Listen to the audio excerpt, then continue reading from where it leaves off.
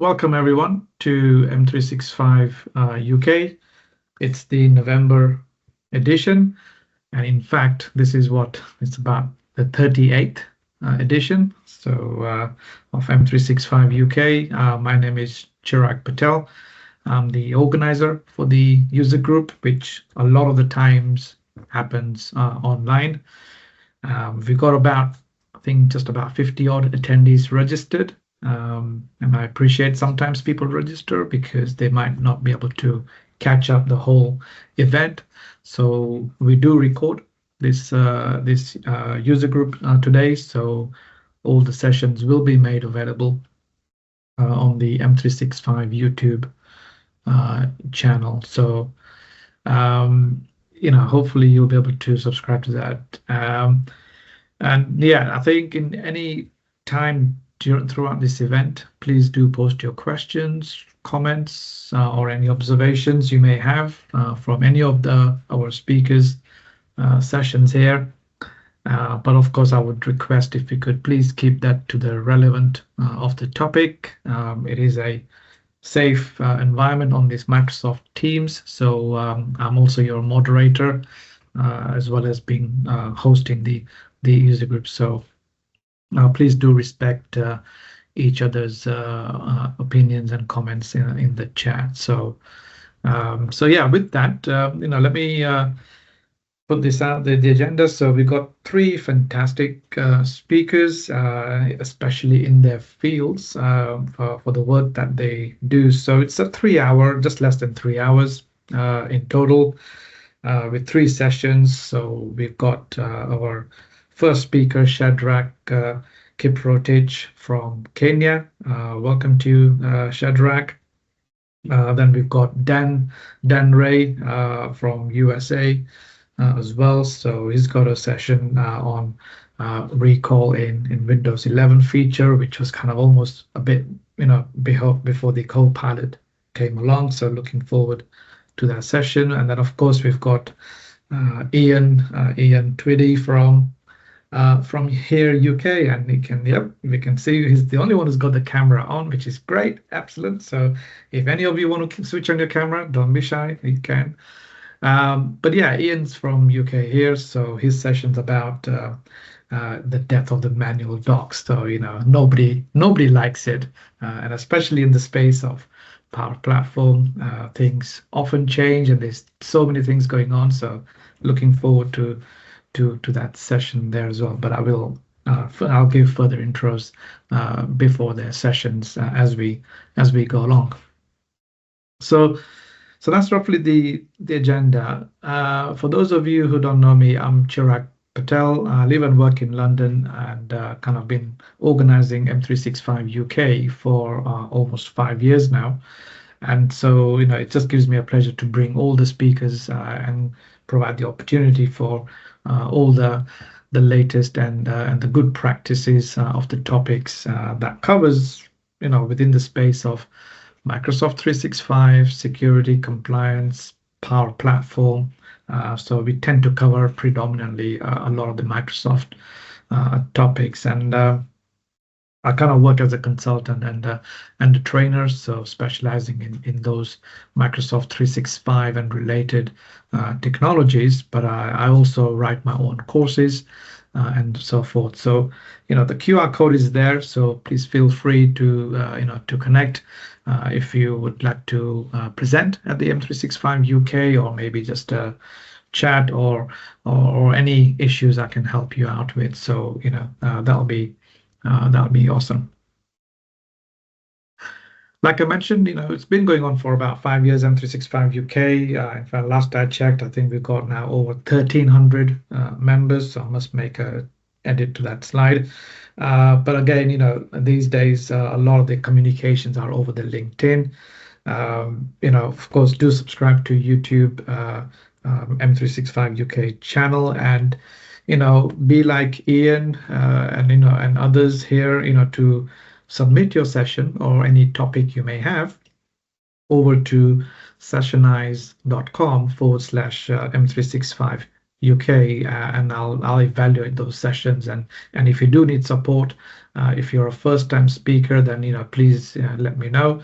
Happy to help you out where I can. So that'll be awesome. So don't be shy. Just any topic around M365 or related Power Platform, then that'll be great. So, like I mentioned, so first session we've got is about, how to get more value really out of Copilot Studio, right? So, a lot of it is in the press and, your usual subscribed channels that you subscribe to. Lots going on, a lot of noise around Copilot, and then obviously Copilot Studio, which not only helps us to create the agents, but also being able to extend that capabilities that we have through the use of connectors, plugins, and custom logic and so forth. So, there's lots going on, but really, I think this session from Shadrack will be a deep dive into really just to understand all the technical capabilities that we have to be able to cover end-to-end integration. So looking forward to this session.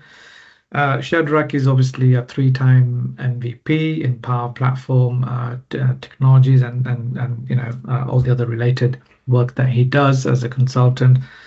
So looking forward to this session, Shadrack. So if you're able to, hopefully you're good, all connected now, then please take it away. Okay, yeah. Okay. So for today's session, we'll be tackling about creating a chatbot without coding using the Microsoft Copilot Studio. And my apologies, my slides are not recent because Copilot Studio has got a new logo. So this is still referencing the old logo that we have because less than 2 weeks ago, we have a new logo for Copilot Studio. No problem. So in our main session, the main agenda will be on Copilot and Copilot Studio, just to understand the difference between the two, and then get to understand about agents and conversational AIs, because currently with Copilot Studio, it's all about building agents and also like conversational AIs that we have, and understanding the business use case of Copilot. And then we'll also like try to understand the architecture that we have with Copilot Studio and how you can be able to implement it, and finally like publishing our Copilot. So my time has much gone, but I'll try to ensure that we get to understand everything here. So for my introduction, I am Shadrack Kiprotich, 3 times business applications Microsoft MVP, and Copilot Studio and Power Up specifically. I am also like a Power Platform consultant based in Nairobi, Kenya. And if you want to connect with me, on LinkedIn as Shadrack Kiprotich, on X is Miles_Shadrack. So a question that I normally ask people is on Copilot and Copilot Studio is, do you really know the difference? Because Copilot it's an AI-powered assistant that helps you complete the task that you have, provide more information in a conversational manner.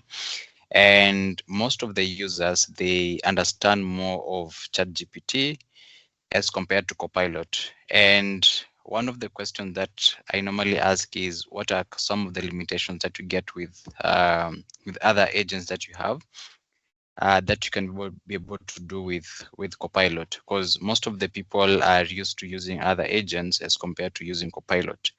And most of the answers that I get is, for instance, the limitation that they have with per day, like maybe uploading documents, uploading images and things like that. Sometimes it can also be the number of characters that you can use within that specific agent. But now here comes Copilot Studio, which helps you now extend the capability that you have with Copilot, experiences and things to do with agents. Like for instance, if you want to do some document summary, sometimes you have a limitation of the number of documents that you can upload on your GPT or on your Copilot. But now, using the extensibility that you have with Copilot Studio, you can be able to extend that experience and maybe do a summary of the 500-page or the many documents that you have. For instance, if it's under OneDrive, if it's under another different data source that you have. So Copilot basically is the UI for AI, and in this case, we have the Copilot Studio as the system that enables you to build Copilot itself. And behind the scenes, we have got agents. So think of agents as your friend who is knowledgeable about a lot of things. Maybe you've got, like for instance, in this call here, we are about like we have someone who's knowledgeable about finances. We have someone else who's knowledgeable about like about the healthcare industry. Someone else is knowledgeable about politics. So what it does now, these agents now, you can be able to build and customize an agent that purely helps you to perform a specific task, and also like bring out conversation that are specific to a related topic. So, and using now Copilot Studio, you can have multiple agents, and now Copilot will be the UI that will be able to, that will enable you to do the conversation. And then on Copilot now, it will have got, we've got various channels that you can be able to deploy this UI. And like, for instance, in Teams, in SharePoint, in web, in the native application that we have, you'll be using now Copilot to interact with what you've already built or the agents that you have. So whenever someone now, a user, prompts in to the Copilot Studio determines like which agent will be the best to respond to what you have here. And this is why Copilot is the UI for AI. And this is the all Copilot control system that we have. So, of course, for us to get here, we need to look back on how we've been able to come from, right from predictive AI some few years ago for analyzing and identifying some patterns based on historical data. And then after predictive AI, we came into the generative AI, which was more of creating new content, such as text, images, code, generating content and things like that. That was just a few years ago. And currently, we are in an era of agentic AI, which combines both reasoning, planning, and maybe adaptability to perform some specific task, and also which decides upon the best response or what to do based on the action and the triggers that you have. So in summary, predictive AI analyzes and forecasts, and then agentic decides and acts upon the prompt because you're having a conversation with it. And then generative AI, it's more of creation and generation of content and things like that. So our focus majorly is on Copilot, and we've got different use cases that you can build Copilot for, like for instance in the industry, within your department, and also like various ways that you can integrate this into your day-to-day business or into your day-to-day activities. So we talked about agentic AI combining both reasoning and acting like upon something. So think of this in the travel industry, it can manage your bookings, it can change your trip dates and things like that. In the government industry, we have got some public programs which can be able to get childcare assistance. And in the education, it can help you maybe do some admissions and things like that. In the department, for instance, as well, because it's been a while since we saw people maybe do some items, and maybe I'm going to pose a simple question maybe to Patel. When was the last time you visited your company's website, for instance, to try to get information? Oh, last week, I believe. Last week? Okay, then you're better off. Someone else? Because we have people who've never logged into their company's website maybe to try to get information. And most of the time you find yourself having the conversational AIs because most of the businesses, they've transferred everything to a chatbot, to a WhatsApp bot, to to even in Teams, we've got bots that you can be able to interact with. So in short, like people are getting used to having conversational AIs as their kind of personal assistants. Same case with ChatGPT. If you want to get information about a country that you're visiting, it's hard for you to go browsing through websites trying to get information about the specific country that you're visiting. So in short, you'll go into your ChatGPT or Copilot or any other agentic AI and try to give in some prompts and get some responses based on like maybe the visa requirements that you have, some of the process to visas and things like that. So most of the companies nowadays are trying to enhance these by building these experiences in whatever industry that they have, if it's in the customer care service, by reducing the number of call volumes for resolutions, because someone can get assistance based on a conversational AIs or our WhatsApp bot and things like that. Same thing when HR is collecting feedback, they can as well use a bot and it can be able to automatically get information as compared to the actual filling in a form and things like that. So Copilot in summary, this is what helps you build a full experience of a conversational AIs. So it can create, manage, and publish agents that we have. So I talked about agents as personalized conversational AIs that you have. And then it can be able to get specific answers based on the files, the websites that you have, the internal documents, Dataverse, and third-party systems that you have. So some of the practical examples is you need to process about 10 invoices at a time.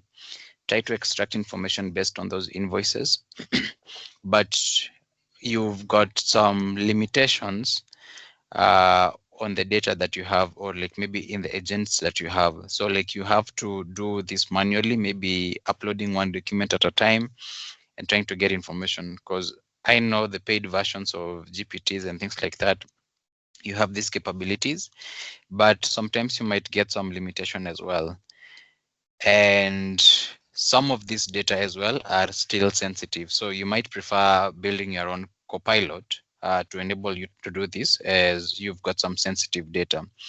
Same thing like your employees in a company, they might be pasting passwords, they might be pasting sensitive information, and as compared to a file that is sitting within your database, and they can be able to query that specific document from your data source where you have. So like these are some of the things that you have over the other agents that you have. Same thing, creating specific topics. You can implement curated topics. So instead of just searching all over the internet, you can be able to curate the content that you have. And then building actions and plugins, which means you have access to over 1,000 connectors that you can be able to connect to and query in.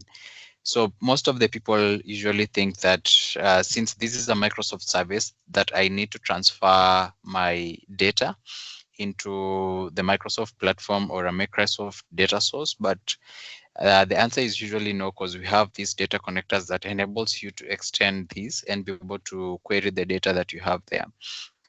Same thing, you've got the capability of using Power Automate as well, because we talked about agentic AI acting upon something. So if it means a use case of this is maybe you need to get a summary of a document, and then after getting a summary of this document, you need to send out an email. So instead of doing manual work, trying to paste the content into your GPT and then grabbing the content as well, pasting it in a document and then formatting it as a PDF, and finally sending an email. All this can be done using Power Automate. Integration as well to other services, which you've got access to some Azure AI Studio models that you have there, the COG services, the bot frameworks, to bring the whole conversational experience that you need.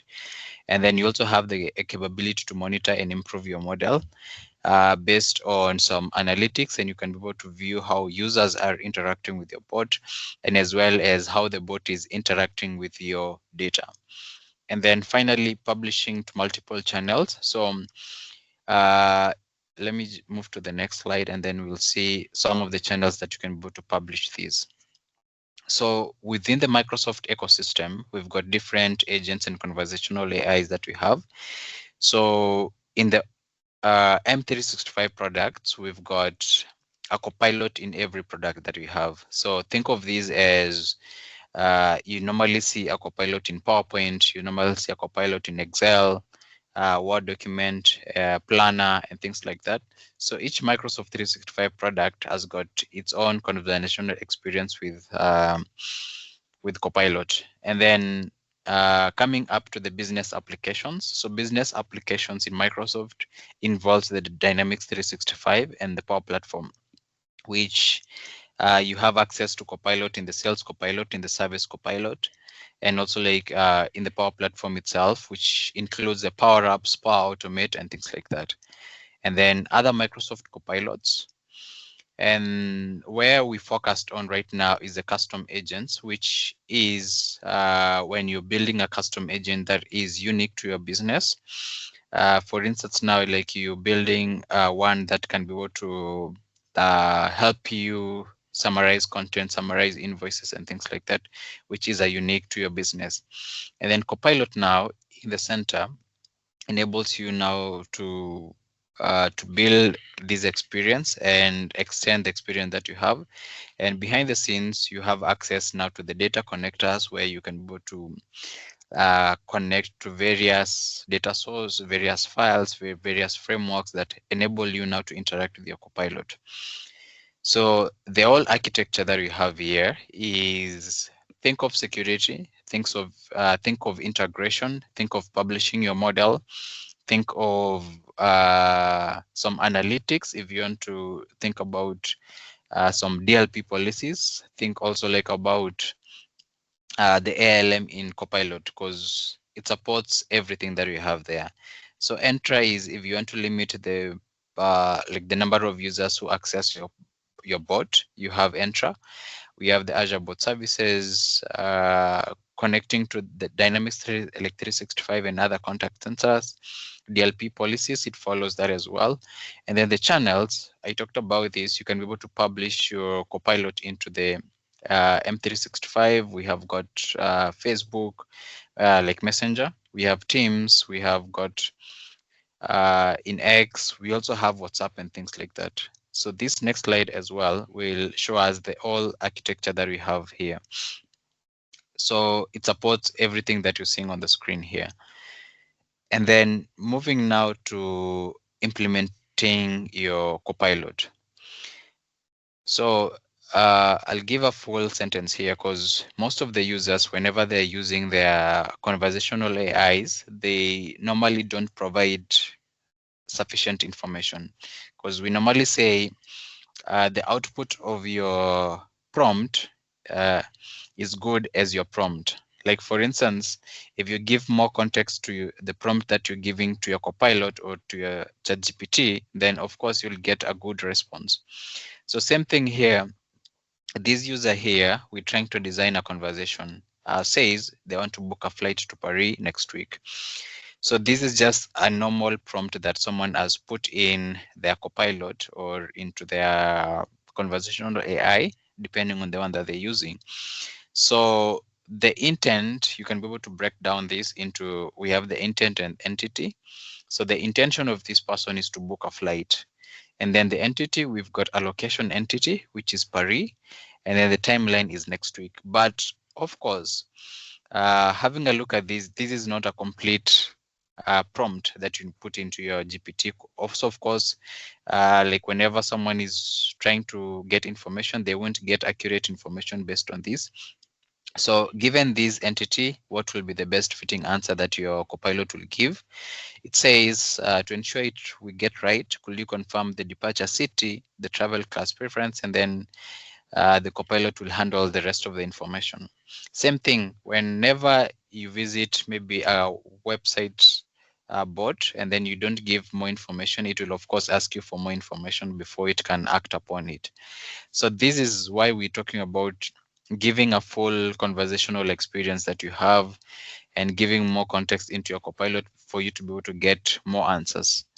Which brings us now to the topic about classic orchestration, which when you're designing your Copilot, you need to determine or have the user in mind because not everyone will give in a good prompt and you need to determine the best response and then give them that good conversational experience. So the entry of all this is where my cursor is. This is the user utterance, or I can say the user prompt. So when a user prompts in something, the Copilot needs to determine the best topic to match the conversation that is being brought about. And topics in Copilot is when you're designing Copilot, you need to design an entire topic, which means whenever someone is using your Copilot, they'll be able to follow in the topics and be able to give out the best response. So in classic orchestration is whenever a user utters or prompts into your Copilot and then finds a matching topic, and then of course it will get them the best response or give them an answer based on what you have. So you might have a topic about the company's policies, the company HR policies. So when a user types in something based on that, the Copilot goes in, finds a topic that matches that, and then gives them the response. And then, of course, you need to have a fallback, which means whenever there is no topic that is matched, it can search available knowledge, maybe online, and then the things found. And then if it gets an answer, then it can give them a response. And then if there is no answer as well from searching over the knowledge source that you have, and then it can have a fallback system topic, which means, sorry, I didn't understand that, or it can escalate that to a customer service or a person, and then they can be able to get assistance. But in generative orchestration is it has got access to more than actions, access to topics, access to the knowledge matched, and then it gives the best response based on that. And we talked about Copilot being able to act upon something and execute a specific command that you've given. So when a user types in a prompt, it goes into the plan generation, which is more of topics, the action, and the knowledge. So if it finds that it's a topic, then it will act upon it and then give a response. If it's an action, then it needs to, if it's slot filling, if it's an execution of an action, or if it's responding to a specific action, and then it gives out the output. But if it's searching over knowledge source, then it will just maybe search a source, summarize, and then cites information about it, and then gives the user a unified response. And then, of course, a system fallback, if it does not find any,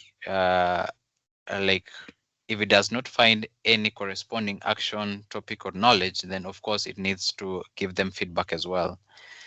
So in summary, what it takes to build an entire conversational experience, it's more of language understanding, managing the dialogue between the user and Copilot, and then generative AI capabilities, and then integration as well to other systems.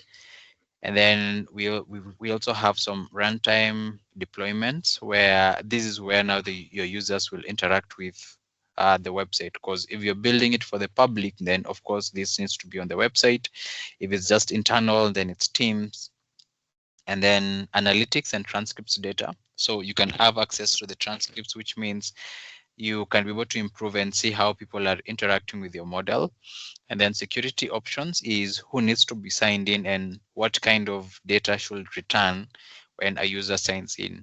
And then think of this as well as a good implementation follows the full ALM cycle, which is the dev, the test, and the production environments, because you don't want people to be able to interact with the test data while it's on production. So the screenshot here shows you how like a full conversation experience is, hi, I'm Copilot Studio agent. And then you also like need to give out a disclaimer that sometimes, because of course we need to build AI responsibly. So you need to also like to alert users that sometimes it does not provide accurate information, then they need to like to follow some protocols and things like that. And then when a user types hello, then they get a response. And then in one sentence, what would Copilot Studio do? Then of course, get a response about that. So we've talked about Copilot giving the best experience, especially when in organizations. And when we're talking about sensitive data, you don't want to be using ChatGPT for maybe companies' data, you of course need to be using you need to be using maybe Copilot, because Copilot has access to your Entra, it has access to the Graph API, it has access to all your data within the company. So Copilot is the UI, and then it has access from, it can query your Entra, it can query your tenant, it can query your environment based on also the amount of data that you've given access to. So this is just sample prompts that maybe it can guide you, especially when you're using it or when you're using your day-to-day conversational AI. Think of this as it should have a task, it should have some context, you should give it some expectations, and as well give it some output. Like for instance, the first one, I'll just go through the first one because of time. So the context here is review the recent customer service chat transcript. So you're giving it the context that we're talking about the customer service transcripts. And then the task that I'm giving my Copilot is I need to summarize something, which we're talking about now, the chat transcripts. And then the expectation is I expect now the Copilot to give me the common inquiries that people have, the complaints that they have, and some areas of satisfaction. So this is the expectation that whenever I have, it will act upon the common inquiries that people have, the complaints and areas of satisfaction. And for the output as well, the output now is I need to present these insights in a structured, suitable format for improving support processes. So if it was something else, then it will not have given me the best response, because if I would have just said review, summarize the recent customer service chat transcripts, that's a vague prompt, and it won't give you the best response or the best output. But if you give it in a manner that it has a task, it has the context, expectations, and output, then of course it will give you the best response about it. So this is just a practice on day-to-day dealings with some of the conversational AIs that we have. So some of these improvements that have come a long way with Copilot Studio is because initially we just had the Power Virtual Agents, which was just more of designing a conversation, which you can have some autonomous agents, which you don't have to have interactions with it. We also have Agent Library, which gives you access to some pre-built templates. So, and then you of course have to, you don't have to start from scratch. You just grab an already built agent for yourself, or depending on the use case of your company or individual as well. And then start off, and then you can still customize them as you go. We have the image upload and voice experience. So agents can as well be able to analyze images uploaded, add voice experience into the apps and website for customers. And for the Procore developers, we've got some SDKs, which enables you to be able to extend the capabilities that you have with these copilots, and which ensures now the continuity from Copilot Studio maybe to the code fast scenarios that we have. So things to do with some of the things that you need to do maybe is to publish your bot into an internal facing website. Things to do with you need to integrate and maybe get some conversational IDs and things like that, which has that capability.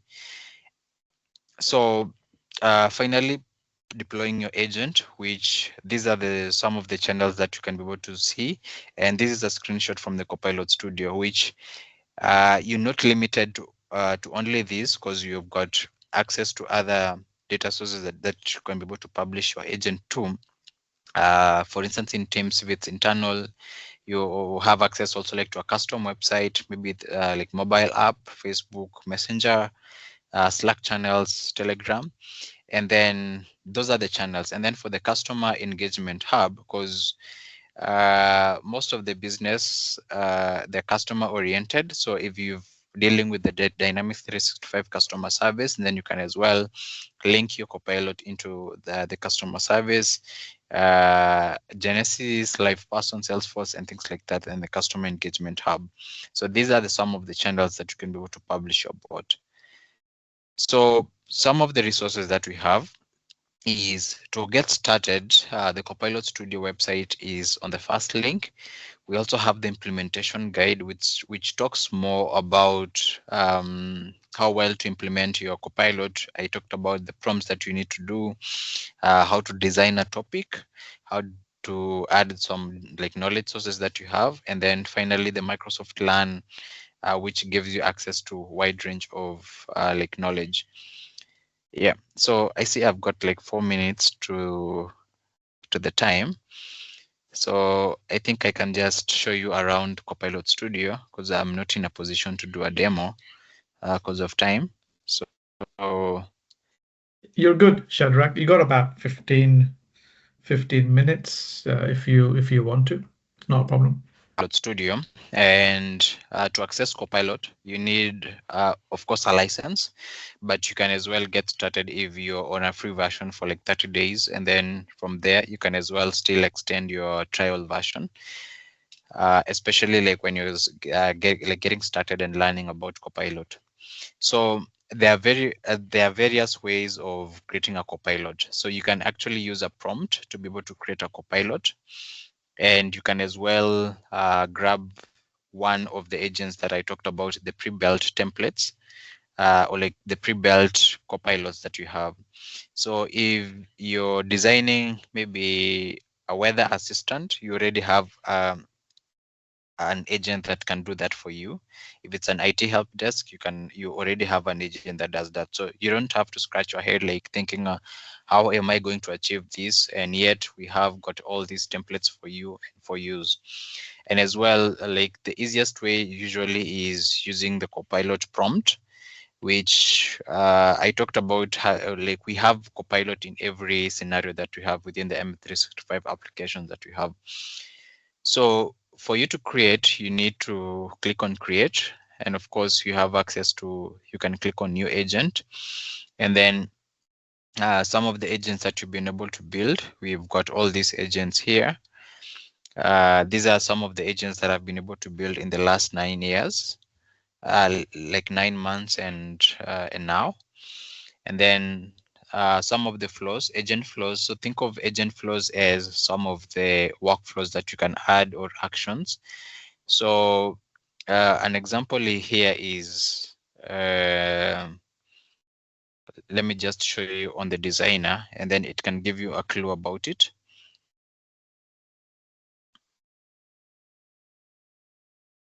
It's still loading.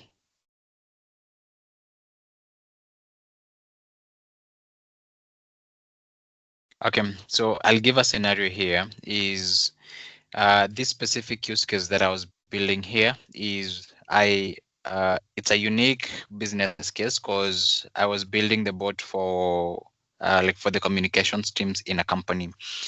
So, and each time they used to publish news every month about like when the company has been mentioned in news in other various platforms, and maybe gathering information online and publishing internally to their internal staff.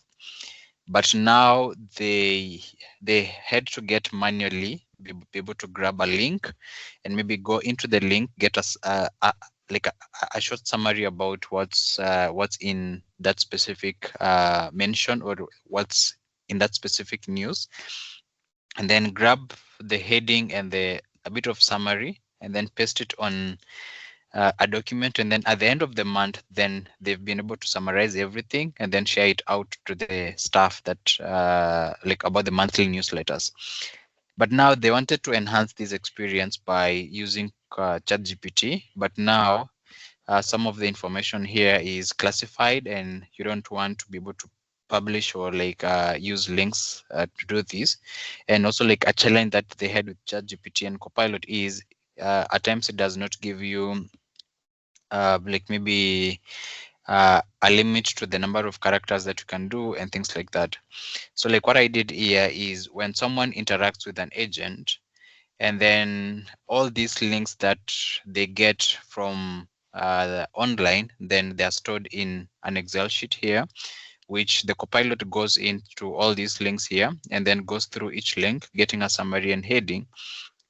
And then these are just some of the variables. And then in the end, For each link here, it's going to do an HTTP call into their specific Azure AI that they have, like their own GPT models. And then it gets that information, and then from that it can be able to compose, create HTML, and then create a file, and then create a shareable link into the teams or wherever they wanted to do this. So these are just some of the actions that you can be able to enhance. And instead of now the manual use of someone going into each link, getting a summary of that link, and then getting a header, and then compiling that into a separate document, it was this Copilot was able to do all this for me and be able to get all the information that we have. So let me see if we have an activity. There's no runs in the last 7 days. Okay, so I can only go back to the last 28 days to get a summary, but I can still view this information from my Power Automate. And then some of the tools that you have access to in Copilot Studio. Let me just show you that as well. Okay, so like tools involve some of the custom prompts that you can add. So instead of someone coming into the Copilot and then adding a new prompt, and then you can just have a custom prompt for yourself, and then some of the flows, which is Power Automate flows, you can add all those tools and you'll be able to view it here. And then now I'll just show you some of the internal structure about how the Copilot looks like. So this is like one that I've been able to build recently, and it's just has got a knowledge source of my own resume that I have. So under overview, my internet is slow. Okay, these are the details about the Copilot, and then the agent model uses what model, and then these are the triggers and channels that you can be able to, or the starting point whenever you're doing something. And then from the knowledge source, you can add a wide range of knowledge source. And if you click on add knowledge, you can add files, you can add URLs to public websites, you can add access to, it has access to Dynamics 365, and it also like has access to Azure SQL due to the data connectors. You can upload files as well. And then, but for this case here is I added my own resume. So think of this as you are in the HR and you're hiring for a specific role, but you don't have to go through the 500 resumes that you have, because it's going to be time consuming, tedious, and of course, going through all those resumes, you're just human. It's very hard for you to do that. So what you can do is you can store all the resumes maybe in as part of the knowledge source, maybe inside a OneDrive, inside SharePoint, and then you can as well add instructions here. So instructions could be the job description that you need to analyze resumes maybe or within the knowledge source, and then you can add now the job description. And then what Copilot does whenever you're prompting in, you can be able to narrow down the best resumes based on the instruction that you've given. So basically as well, Copilot, when you're building it, it's more of you giving it instructions and you're giving it orders in short, like for it to give you precise responses. And then we talked about the orchestration. So orchestration as well, you can include it to do a web search. So if it does not find information within your data sources, then it can be able to search for public websites about a specific item. And then the tools are what I talked about. Maybe you've got a custom prompt, you can add like maybe a flow, you can add some data connectors that you have here. And these are the tools that we have. So for the connectors, you see you've got access to all the data connectors. So it does not limit you to only Microsoft services, because we also have some of the other products here. Maybe if it's Google, you can find a data connector that does that, like for your case. Yeah. So these are the tools that you have access to. So depending on the use case that you're designing, and then you can as well, if you've got other agents that you've built within your environment, you can add that. And then we also talked about the topics. So topics are some trigger phrases that gets, or whenever a user is interacting with it. So we have a topic that does at the conversational start, you can be as well, whenever someone logs in into their Copilot, then they need to understand what's happening here. Whenever they sign in, whenever there's an error, they need to get a topic. So this is more of now the orchestration that I talked about, designing your Copilot to meet the specific needs or to be able to help the user very well. So yeah, and then going back to the overview, the instruction, triggers, and channels, and then some of the suggested prompts. This is a way that whenever, if I click on test here, you can as well add these suggested ways of starting a conversation, because of course you need the user to be able to get accurate information. So you can already have this design and suggested prompts. So for this specific Copilot, I built using a prompt, and it was able to generate all these for me, but I can still add them. Even the instructions, it did generate for me. And then unfortunately, I can't see the prompt that I put in here, but it was able to add a description. It was able to add an instructions, and then I added my own resume PDF. And then it also gave me some suggested prompts. So, and then you've got also access to a test environment where you can be able to test your Copilot. So for instance here, if I say I am looking to hire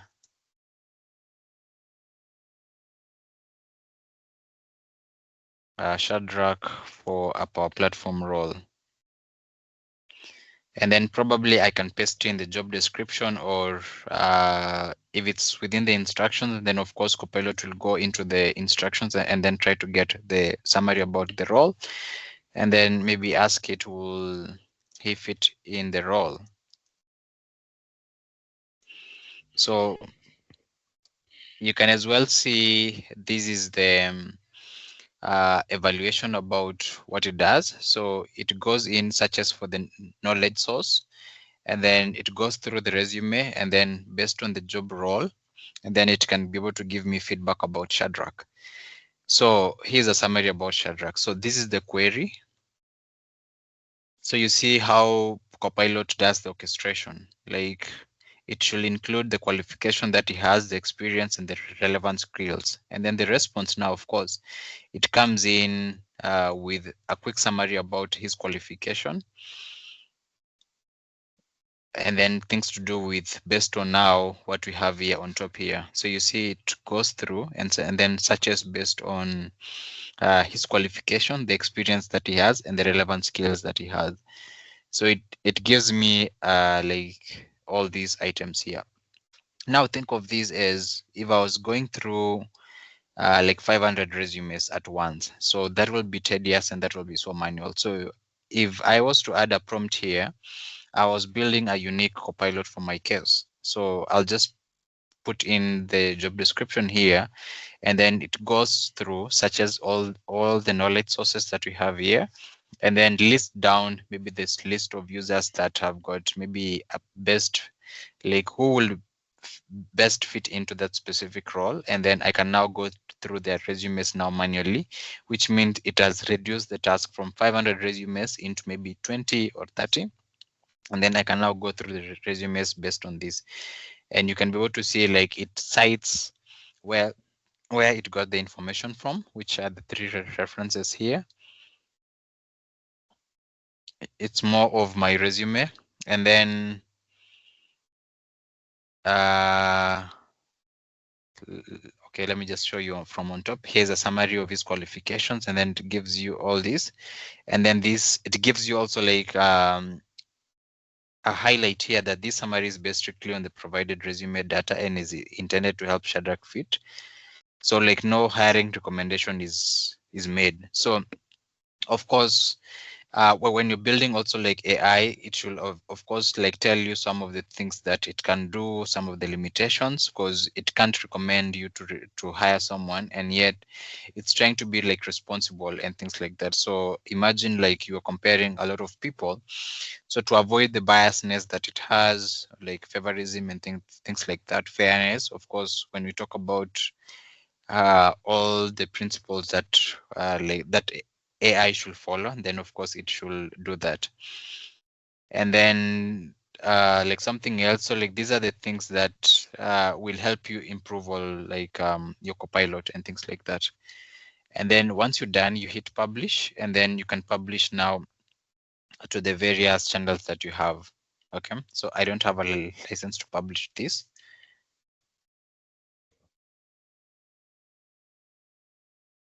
And then under evaluation, you can be able to see all the like evaluating your Copilot. You can be able to see all the prompts and the transcript that users have been able to interact with, and maybe even for the previous activities and previous prompts, and it will help you now enhance it. Like for instance here, under the activity, you can be able to find that these are the prompts that are used in the past, and the completed steps, these are the number of steps that this user interacted with it. So we might have only like, why did someone come only and did a one complete step and someone else did 3 steps here? So, and you can go to see the activity history, what this person prompted, and then what kind of information was he able to get. So this is just a highlight about what Copilot Studio can do, and I'm sure you already have some ideas about what are some of the use cases and the limitations that you normally have. Because think of this, currently when we are in the age of AI, and whatever information you post online, it's no longer your information. So you'd rather have the information centralized and then query that information while it sits within your data store, instead of having information outside there, because people every day are building AIs, are building things to do with that, but you'd rather customize your own and be able to have more control over it, instead of having some sensitive information online for people to consume, and you don't know where like this information is getting into. So I think I'll end there. This is just a high level, and of course you've seen all the capabilities that you have with Copilot. And the beautiful thing is you don't have to be a 10 times developer for you to achieve this. You've seen that I've not written any line of code. It's more of customizing what you already have using Copilot, using AI actually, and then adding knowledge sources, and then I already have my bot working, and it's now ready for consumption and use. So thank you so much, Patel. In case we have any That's good. questions. Sure, no, absolutely. Thank you, Shadrack. Really appreciate that. Good session, and certainly, I think always good to understand the theoretical concepts side of things, which I think you went through that brilliantly. But of course, the practical side of things. I mean, for me, whenever I tune into the Copilot Studio, it just looks so much to it, you can do that. So I think the more you practice, the better it is. And I think that the CV example was a good one as well. I think I've used for the interview notes myself. When there is an interview going on and there's an expected answer, to be able to rate any prospect candidates, and there's a good scenarios there as well to be able to use, just like the way you did for your CVs there. So no, thank you very much. Really appreciate it. Just slightly over the time, but we're okay. I think there were a couple of comments in the chat. Firstly, if you're able to make the slides available, that will be helpful. But then there was a question from Ayaka asking, is the action hub to connect with Power Automate still available? She cannot find it anywhere. Not sure if you're able to answer that one, Shadrack. Yeah. So like how you can be able to connect to Power Automate, it's more of currently it's being designed using the flows. Like when I was doing the presentation, let me just grab your screen again, Patel, just to show where you find this. So currently it used to be action, but currently how to access Power Automate is on flows. So let me go back, continue without saving. So if you want to connect to Power Automate, this is where you access it on flows. So you just click on new agent flow. And then you, of course, have triggers. So it's just similar with what we have on Power Automate. You see how you're designing your Power Automate flow. It's just the same thing with the flows that we have on Copilot Studio. And of course, Power Automate used to be called flows long time ago before it got renamed to Power Automate. And this is how you can be able to access Power Automate. So yeah, so it's possible and it's under flows. Okay, over to you, Patel. Right. Excellent. Thank you very much. Thank you. So yeah, so I think good stuff. I think any questions, please do make it full, put in the chat if you can, or maybe unmute. But otherwise, if you can fill out the feedback, I've put the link in the chat as well, so that will certainly help Shadrack here as well. So that will be appreciated. So thank you for that. Okay, so well, let's move over to the next session, which is from Dan Rey from US. Hi, Dan. And this one, I mean, for a lot of you, I mean, even before Copilot came, I guess, this was kind of the, if you like, the first attempt, if you like, in terms of having the snapshots of your machine, really, in terms of the things that you do and, being able to then hence the recall feature, right? To be able to then kind of, trace your steps back to be able to not only search, but do a lot of things. So really looking forward to this session from Dan.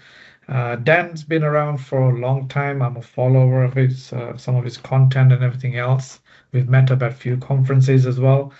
And he's also not just MVP, which is in the dual category, for Microsoft 365 and Surface, I believe. But also he's a Microsoft certified trainer like myself as well. So we're very much in the community. And of course, Dan does a lot of other community work. So I think with that, I'll hand it over to you, Dan, if that's okay with you. Sure. Thank you so much. So I am a former Microsoft employee, and I am in charge of the Microsoft Alumni Network in Chicago. And I had the pleasure last Ignite, Chirag, I mentioned to you that I'll share at least one thing that happens at Microsoft Ignite if you attend in person as opposed to virtually. And for me, that thing that happened because I attended Chicago's Microsoft Ignite last year was the Microsoft Surface team had me volunteer, and they had one of their computers with a very, very early build of Recall, which is a feature in Windows 11. And it's a feature in Windows 11 that is enabled only through the preview, the Insiders preview. So if I go into settings on this computer, and we look at the Windows Update, we'll notice that the Insiders program is set up, and as a Windows Insider, which is a public free program, I am set up for the Canary build. And so by getting a Canary build of Windows on the proper hardware, which this is a Surface Pro 11, so the fairly new generation with an MPU and an MPU that has the correct hardware prerequisites for Recall, I have the ability with this computer, the MPU, everything else to run something called Recall. And what Recall allows you to do is, if you think about how the browser has worked for 20 plus years, 30 years around, the browser has had the ability to keep track of your history. However, the history is only what you've used in the browser. It's not the history of what you've used on your computer. What recall allows you to do, if you turn it on, so it's turned off by default. Imagine if everybody's browser didn't track history unless you opted into that history. With recall, you have to enable it first. It's not disabled, or it's disabled or turned off by default. The snapshots are stored locally to your computer. They are not shared with the cloud or anywhere off of the computer. I'm going to attach a couple screens here that I had to detach when I was in my previous meeting here. So I'm going to bring up 3 screens, hopefully, because recall can pay attention to what's happening on all 3 of my screens. I can decide how much space I'm setting aside for recall, how much time I'm storing my snapshots. I can delete snapshots. By default, it filters sensitive information, so it's tracking things like passwords, credit cards, etc., and it's not capturing that information, so like basically login screens. But then besides that, I can also filter apps. So if in my environment, Excel is something that I know I'm doing a lot of proprietary or confidential documents, and if I have a couple websites, Chirag and I are both MVPs. So maybe mvp.microsoft.com, because we are MVPs, contains sensitive and proprietary NDA, non-disclosure information. I can say, hey, all of these places should not be captured within my recall history. And my recall history can be viewed as a timeline. So you can see the previous meeting, I was playing around with the whiteboard in a Teams meeting with some colleagues. And you can see those colleagues and the whiteboard that we were playing around with. Before that, I was in a meeting. Before that, I was in this meeting. Yesterday, I was using Microsoft Teams and LinkedIn. And so besides a timeline view where I can just go find things like, hey, I know I searched for somebody on LinkedIn, where was that?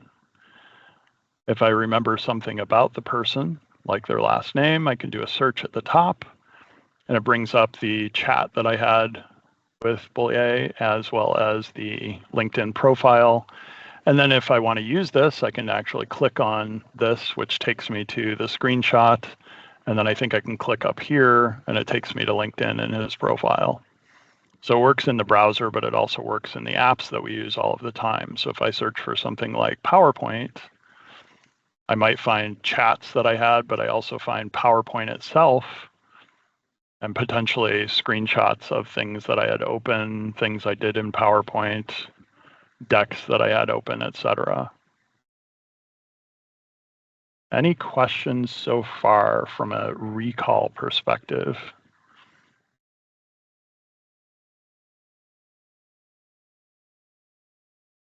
No, this is good. This is good. It's a good good snapshot to dive into, and it's kind of really transparent, isn't it? It's transparent in how it's set up, and it's interesting because it's something that's still in a preview. So Microsoft is still taking a lot of feedback, which I have in the lower left, where I can say, you know what, I set up a website and I told it not to track that website. And if I have problems with that, I can provide Microsoft feedback with or without being an MCT or an MVP. However, you do need the hardware that supports recall. So if you do a search for Windows recall, you'll read about the requirements for the MPU, the neural processing unit, and any other types of prerequisites that you need besides a build that has recall in it. And then once you have that build, you can actually play around with this. Just like with a browser that has an in private or an incognito concept, I can say, you know, hey, I'm about to go into some planning meetings or some management meetings, and the things discussed are very private and should not be shared. So I can say, hey, let's go ahead and pause this till tomorrow. It uses the PIN or Windows Hello to authenticate that it's me saying I want to look at the history. So if I close recall and I walk away from my computer, which isn't a best practice from a security perspective, right? if I go into recall, the first thing it's going to do is either use my Windows Hello facial recognition or my PIN. If I haven't shared my PIN with other people, they can't view my recall history. Imagine if your browser did the same thing. Hey, you want to see where I was yesterday? What I navigated to? Let's confirm it's you sitting at my browser. So recall has that additional piece of security around it. Now, the other thing I've been playing around with, I've told it that Excel is one of the applications that it shouldn't track. And just the application, I haven't even told it like specific spreadsheets or anything else. So if I open Excel, whether it's a built-in workbook or a workbook with certain sensitivity labels or something else, I don't know if I have my sensitivity labels set up for this account. It doesn't look like I do. I've got a demo account that's logged into Excel. My sensitivity labels would show up, I think, over to the right here. And if I had sensitivity labels, that would be the other test. So can I just tell the application, or would the filter sensitive information pay attention to, like, if I had sensitive NDA labels open within a particular application? So with Word as an application, I haven't told it to do anything with Word specifically. If I use the rand function in the Word application here, which just generates some random text and paragraphs for me, so I have something to view. And I put a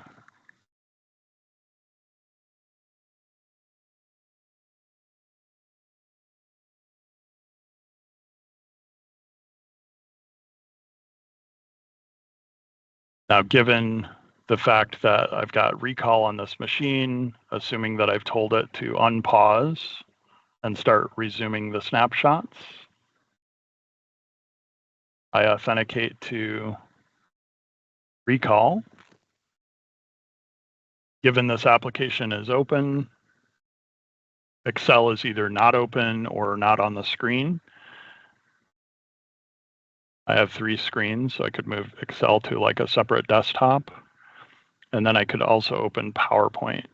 So have 3 of the maybe most popular besides Outlook Office applications open, put them on 3 separate screens.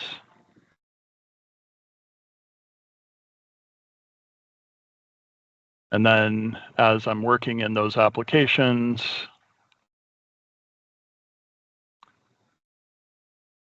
we should be getting some screenshots of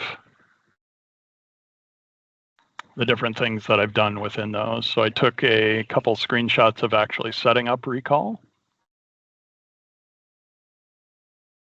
First time you go in, it reminds you about the privacy and what you can do with this, with the timeline view or the searches.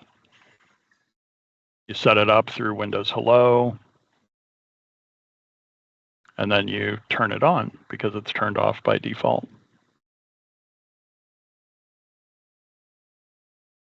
So a bunch of people have asked me in previous presentations, well, where do you find this as most useful? And some of it would be the fact that if I'm, I remember I had a recall presentation, but I don't remember where I stored it or what I called it, or I remember that it had Chirag's name in a document, but I don't remember if it was an email or where I was doing that. I can search for these different things and I can find the screenshot of the Teams meeting. I can find a StreamYard example where we may have had a comment, our Teams meeting here, visual matches as well as results, and then I can see where those results are from an application perspective. If I realize later, oh, you know what, maybe LinkedIn or something else is not a good idea for me to be capturing. StreamYard maybe is one of those things that I'm doing a lot of very sensitive presentations in. I can delete either the snapshot itself, all from StreamYard or all from the browser. And I believe in the same way, you can do things like that from an application. So if I realize, you know what, PowerPoint's normally not an issue, but oh yeah, that's right, I'm working on some really sensitive Microsoft Ignite topics, I could delete all of my snapshots from PowerPoint so that they're not stored locally on my computer and I'm not presenting those inadvertently.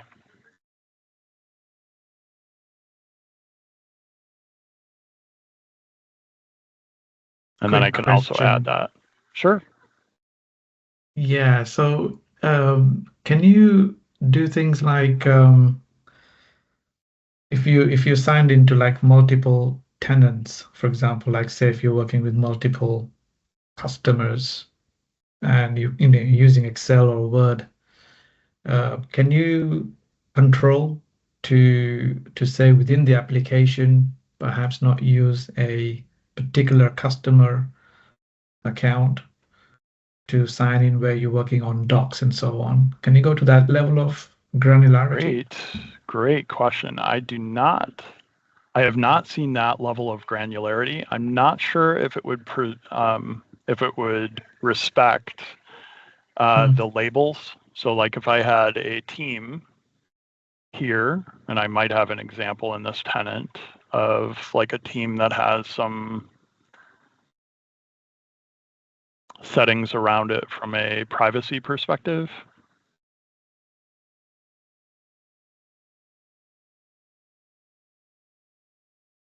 I don't see anything about my sensitivity labels, but you know, if I had something as I'm switching tenants, right? So I'm logged into my demo tenant. If I switched over to like my personal account that has my MVP information in it, I don't think I either have to tell it, you know, don't take screenshots of teams, or I would potentially have to, you know, think about other ways to protect information in one tenant that isn't in the other tenant. So in Teams, I have to switch to Teams. I have to switch out of, it's a personal account, so I have to switch to the Microsoft tenant. Yeah. And then if I were planning to do that, to your point, Chirag, in the Microsoft tenant, I could just say over in recall, pause recall until tomorrow, or you know, clear search history or something else. But that feedback is there in the lower left for just those kind of situations. You know, like, hey, I'm using multiple screens. You know, it's not respecting, you know, maybe something that you're testing or a scenario you have like that, like cross-tenant use. Yeah. I mean, I guess predominantly a lot of the employees or even contractors would be signing on with their work accounts and only being authorized to carry out those activities. But in some situations, when you're working with one device, multiple clients, or so forth, or even personal and work life, right? Then it's it's kind of good scenarios. But yeah, no, this is good. No, please carry on. Yeah, and I think it looks like what it's doing is it's taking screenshots of a lot of the application windows that I have open as part of what I can provide as feedback. So I could say, you know, hey, I told recall to not use Excel. I don't see any of these windows being Excel related, but if for some reason, maybe Excel in the browser would be a good example. It's still Excel, right? But it's the Excel app versus the Excel website. I might be able to provide that as feedback. Hey, I told you not to capture things I do in Teams. However, I had Teams open in a browser. Is there a way other than just the URLs? So with the settings that you control in recall, in settings, you can either tell it URLs, websites to filter, or apps to filter. Right. So I've told it Excel and PowerPoint, and then if, to your example, maybe I'm working on PowerPoints for Ignite that are not public. Now I'm done with that work. I could say, now it's okay to capture PowerPoint snapshots. Good. Pretty cool. Thank you. Yeah. So I got this probably, I believe I have snapshots back to the beginning of November.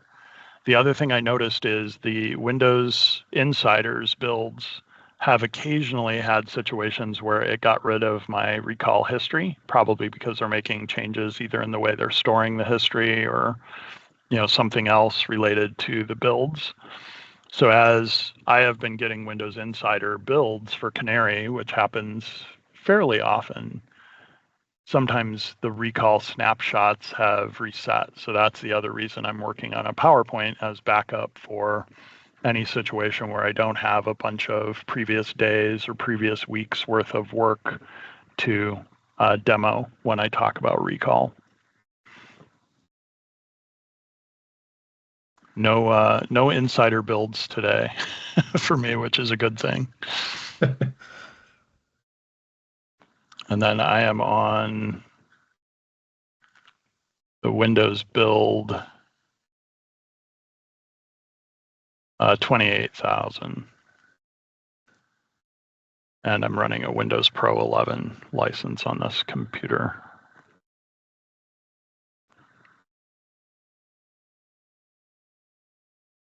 The other thing that a Surface Pro can do, and I'm using in this meeting, you'll notice that there's a constant hit on my MPU.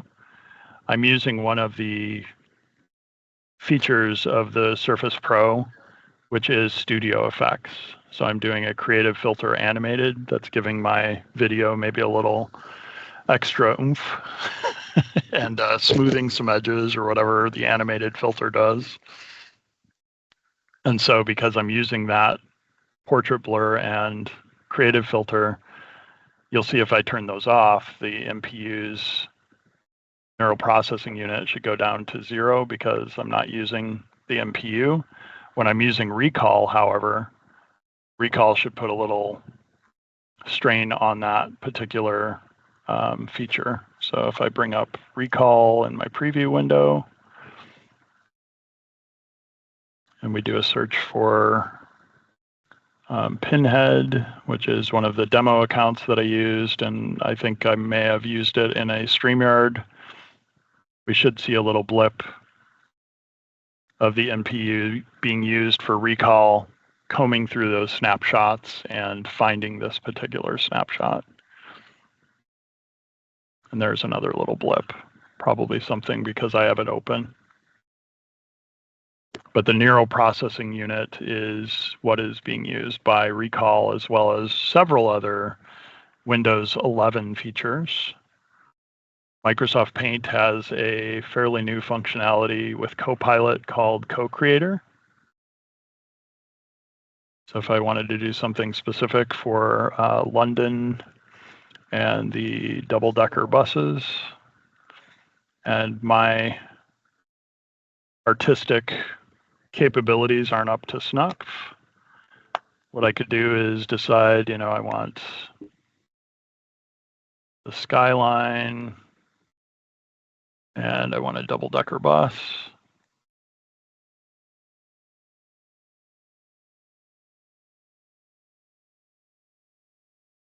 That's pretty good, I recognize the Gherkin Tower. I've only been to London a couple times, but and here that's it's coming up with, something much, much better than what I imagined. Yeah. And then if we go back over to that neural processing unit, we'll see those other little blips as Copilot and Co-Creator created this little much better version of the double-decker bus and the London background on my computer. Very good. Very good. Thank you so much. I appreciate the time. That's good. Now we got about 20 odd minutes. Cool. 15 minutes, sorry. But no, I think, did you mean to draw the Big Ben in your artistic drawing, or? I did not. So okay, right. Typically, if you gave it more instructions, like, I want to do, is it London Bridge and Tower Bridge that are the ones everybody gets confused? Yeah. So if I told it Tower Bridge, hopefully I'm getting something that would include the Tower, the Thames, or whatever else. That's pretty good. It's this is the added intelligence, isn't it? That you try and draw a particular object. Yeah, good. is it the shard? Yeah. Next to the shard. See if it can do something like that.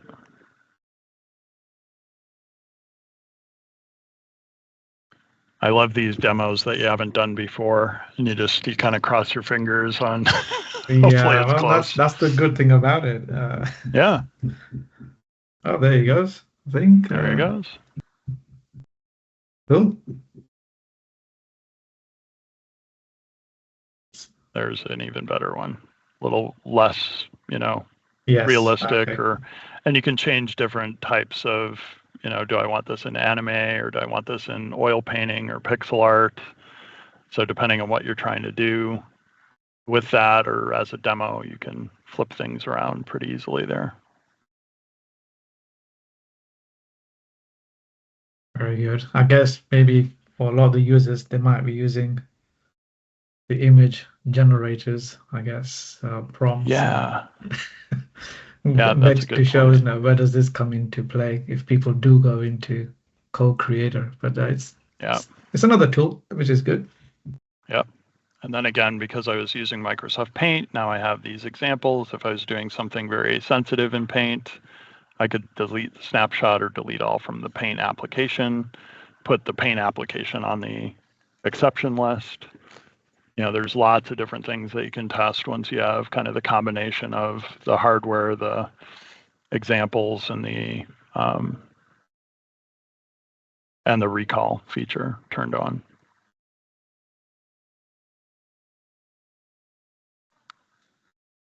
So other things that I've discovered on the Surface Pro include the keyboard being detachable. So the keyboard on the Surface Pro 11 with the new type cover is actually wireless. So instead of being wired to my device in a way that I was in the past with the Surface, I can actually now pop open the Surface and use the type cover wirelessly, just like you can with the pen. So those are some of the things that I'm able to do with this hardware. Flexible. Yes, definitely flexible.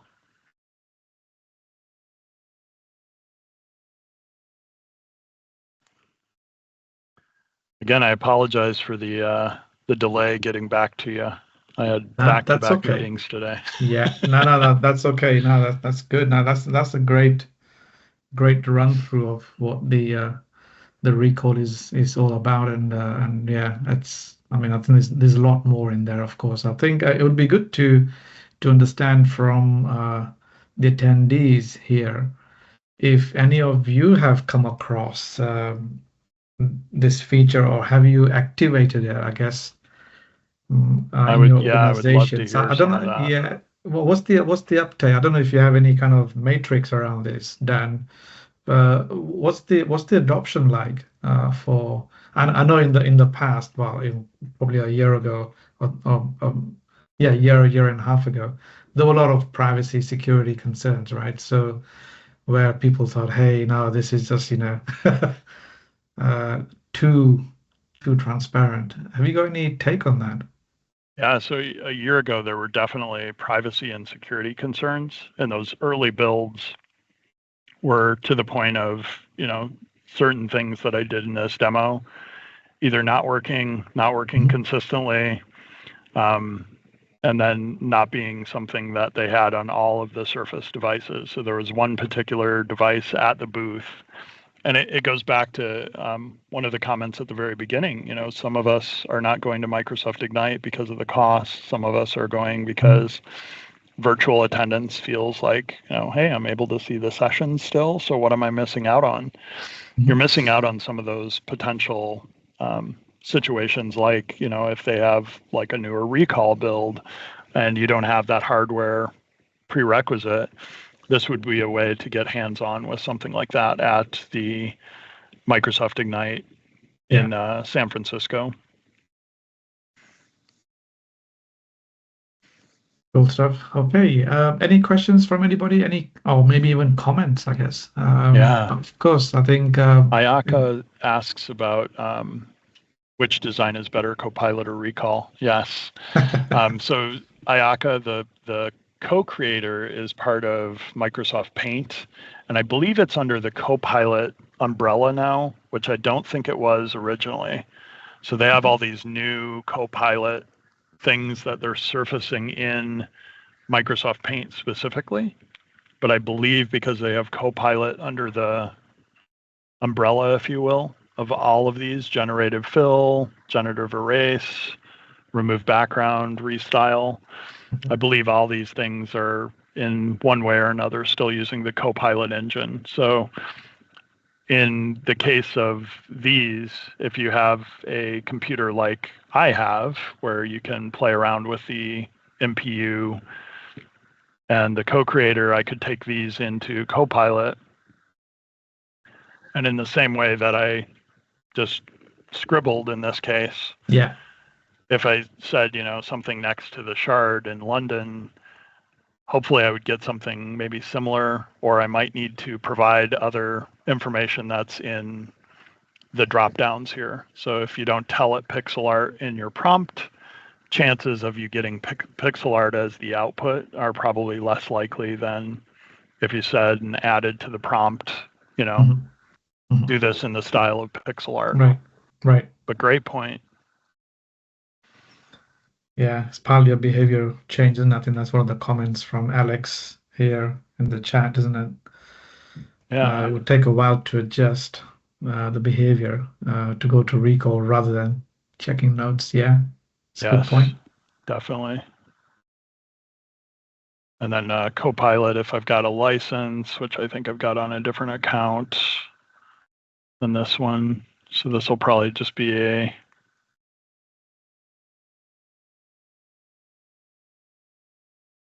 account without a Copilot license. So it'll be the free version as opposed to the Copilot licensed version signed in. If I did that same demo as pixel art.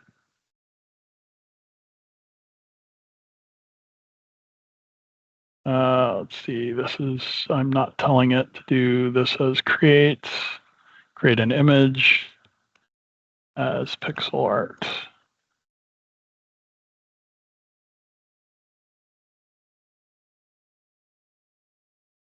See how similar or different. And the goal with a lot of these AI Copilot type experiences is that you shouldn't be getting exactly the same thing. I know with Designer, you used to get kind of 4 attempts of your prompt, so that if you didn't like the first one, maybe there was a different one that might fit your needs or be more to your liking. So we'll see what Copilot comes up with. Ayaka, thanks for joining. I sent her the invite about an hour before I started. So here's our shard pixel art London background, hopefully with a bus. I think I had a bus in the prompt as well still. Okay. Looking good. Looking good. Yeah, so far.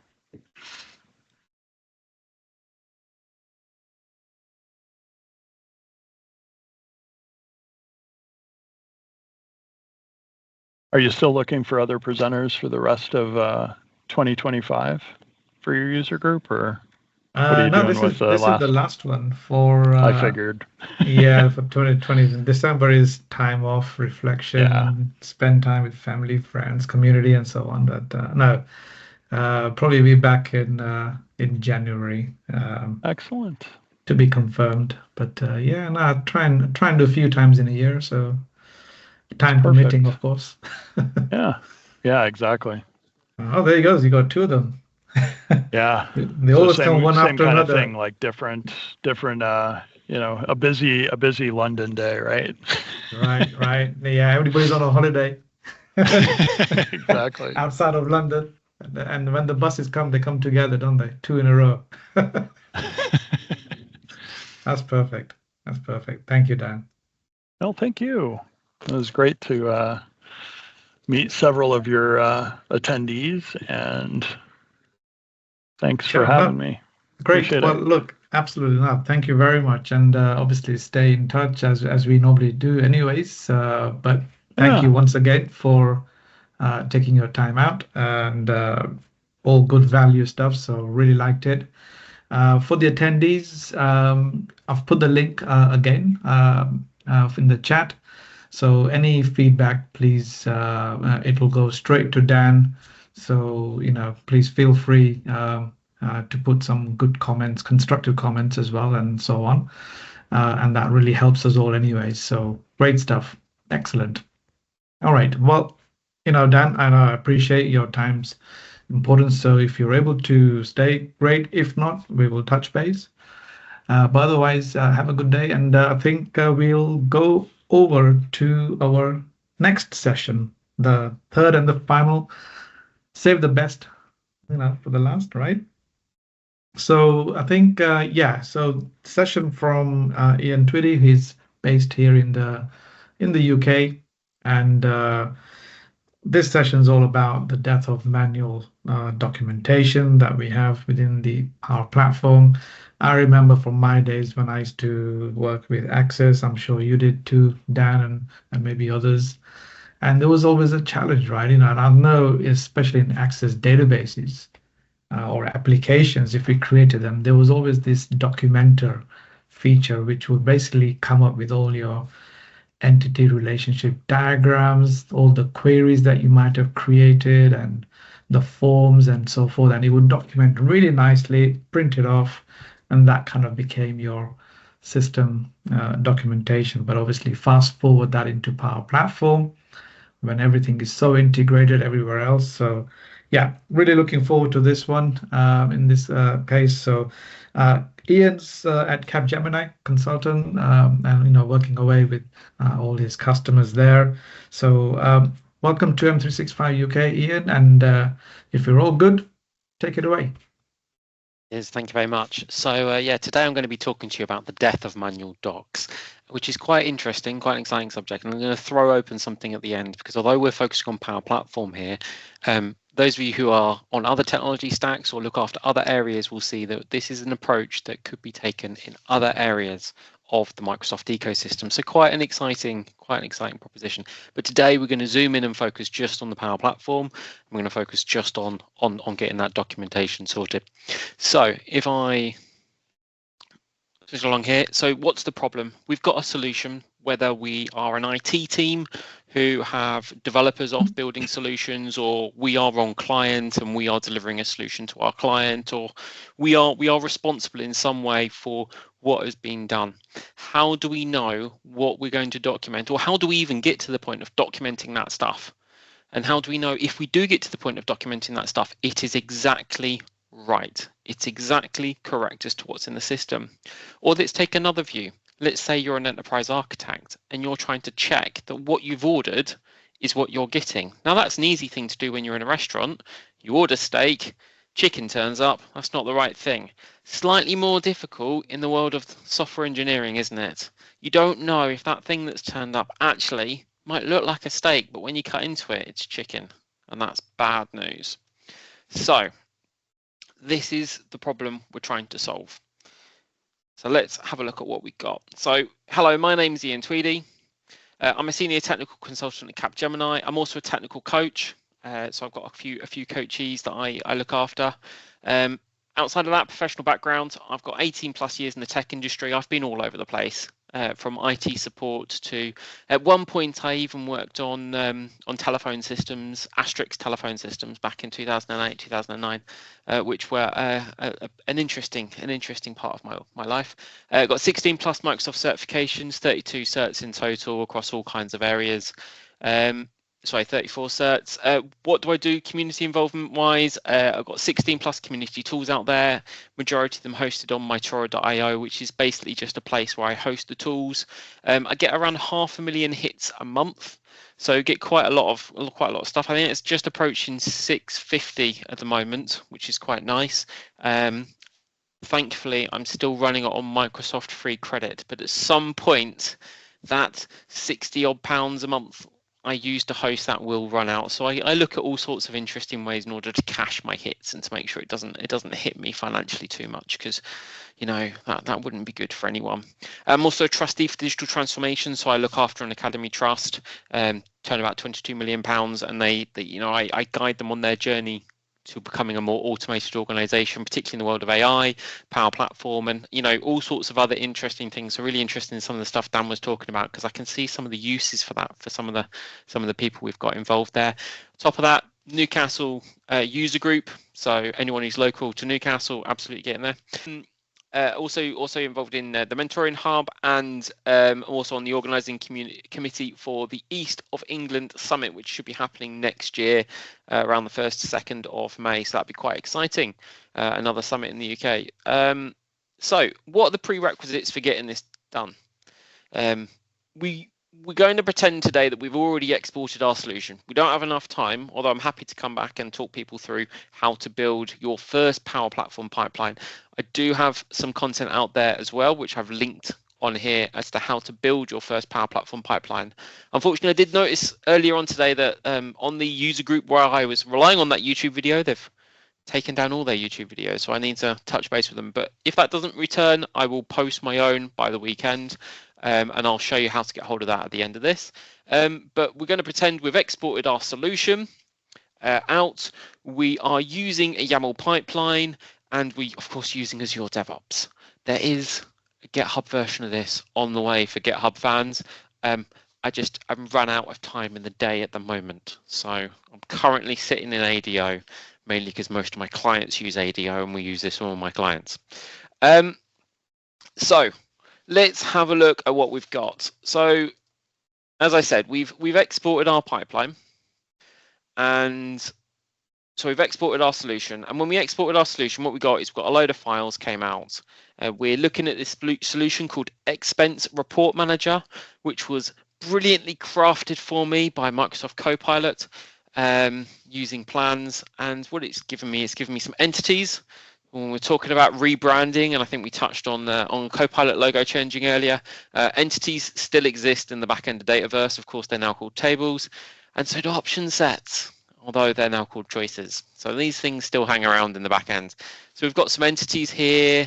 We've got some option. We've got an option set. We've got some roles. What I'm going to do is I'm going to show you how to turn it from being this slightly less legible information that you get in here to something that is more legible and more human readable. So that's the starting point we're at. We've exported our solution into Azure DevOps. So what do we need to do? Now, the first thing you need to do is to install an extension. So this extension I've written is free, open source. It's in the Microsoft Store. It's been through all the relevant checks, code, QL, and various other things that it goes through. But you can also have a poke through it as well, just to see what's in there. So we're going to install that extension. And to install it, we're just going to go to the Microsoft Visual Studio Marketplace, and we're going to click on it. We click on Get It Free, because it is free. Although I haven't got any stars yet, so if you could help me out with the stars, I would very much appreciate it. Now, this bit, for some reason, always takes about a minute. There we go. And then you click install, and it installs it into your Azure DevOps organization. Now, if you're not an admin of your Azure DevOps organization, it'll just put like a pending job in. So it'll like say, oh yes, we've requested this to be installed. Go and knock on your administrator's door and ask them to press approve. So that's what we've got. So where have we got to so far with documenting these things out? Well, we can document out choices, security roles. That seems to be the most popular thing I document out, followed closely by tables and table relationships. So choices, security roles, solution manifest, tables, table relationships. Now we document out those by table and as the big scary monster of everything as well. Although the big scary monster, everyone wants to look at it until they look at it and then they go, hang on a minute. There's a lot of tables there, even in a very small solution. And then we've got workflows. Workflows are in preview at the minute. I'm not going to show you those today because they're in preview, and we all know what the word preview means. It means, you know, it's there, but this not show it on a live demo. That's a bad thing to do. It's a very bad thing to do. Okay, so let's see how we're going to use this extension in a pipeline. And what I am going to do is I'm going to be sneaky and I'm going to drag this window over here so I can see my own notes. So this is our YAML pipeline that we've got going on here. Now, the first thing we need to do is we need to declare some more variables. Now, variables are just reusable pieces of information that we can use further on down our pipeline. So the first variable we need to declare is we need to say where the location is of our unpacked solution. And our unpacked solution is in something called a build sources directory. What on earth is that? Well, let me just go back and show you. So this is our repository and this is our build sources directory. This is our source.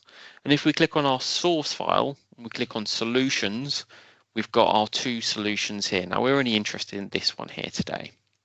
So we've got our build.source, if I can get my words out today, build.sources directory /src/solutions, and then I'm pulling in another variable here, which is the variable, the solution name. Now that variable was used previously in this pipeline to pull down this solution. Okay, then what we've got here is we've got, you see, I haven't changed that over. I must change that over. Let's change that now. I don't know why I've undone that at some point. Let's pop that back on. So we've got our unpacked solution, and then we need to dump out something called a wiki. So we're going to give it a location of a wiki folder. And that is the folder we're going to create, wiki/solutions/var solution name. Now you'll see, because these things take about 20 minutes to run and none of you like watching paint dry, I have actually done this earlier today. So you will see they're there, and you can see only 4 hours ago it was created. So it was today. I haven't like faked it in advance. I just know none of you wanted to see it. So we have here, we've got our solution. When it's doing it, we've got our pipeline. And what it's doing is exporting our solution out, and it's bringing that into our source control. So down here, just before we finish and we've unpacked it and we've done everything, we need to add some jobs in. So the first thing we're going to do is we're going to put some notes in, because when we're doing a documentation pipeline, we really should put some comments in because, you know, we're trying to be good. And then what we're going to do is we're going to grab our security roles. So to do security roles, because we're not going to do everything, but we're going to do security roles, we're just going to search here. And we've got a roles documentation generator task. So we can click here. Now this YAML stuff sometimes looks a bit scary. YAML stands for yet another markup language. So someone was clearly having a laugh when they came up with it. But we're just going to click on this. And oh, look, we get a nice box to fill stuff into. Now, we have our two variables. Now, one of the variables is called our unpack location. And one of the variables is called our wiki location. And we're going to tick this box here. So we want it to output to a single file. Now, important step here, we're just going to click in the right place. Oh, what I'm also going to do is I'm just going to put in that we are pushing stuff out to security roles. Now, click in the right place, because wherever you click, it's going to generate some code. So if you're sat in the middle of here, it's going to mess everything up and you're going to be a little bit sad. So we're just going to click on line 72 and I'm just going to press on add, and look, it's put it straight in for us. Now you may think, oh no, now I'm stuck in the code view. I don't want to be in the code view. I want to be back in the nice view. Well, actually, you can just click on the settings and you can go back to it.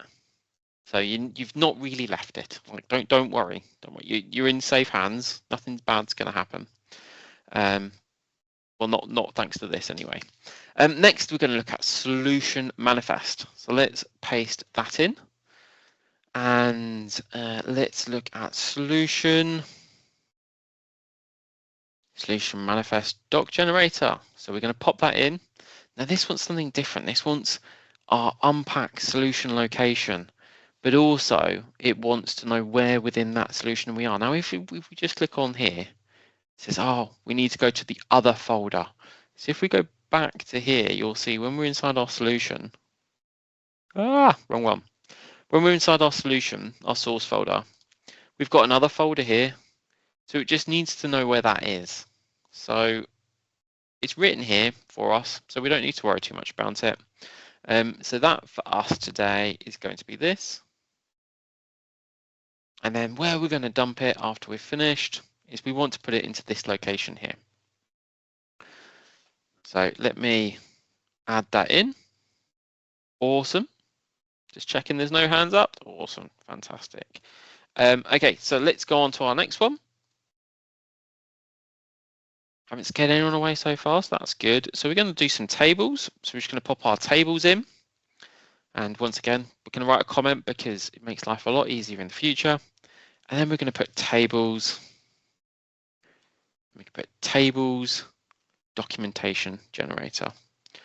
And we're after these same two pieces of information. So what we've got here is we've got a very simple way, quite low code, so relatively low code way of adding these pieces of information in. Now we've ticked use single file, but if you don't tick that, you just get a different document for every single table, which is cool, if that's what you want. We also have table relationships. So let's pop that in. And for table relationships, I'm just going to do table relationships and same two values again. The unpacked location and the wiki target location.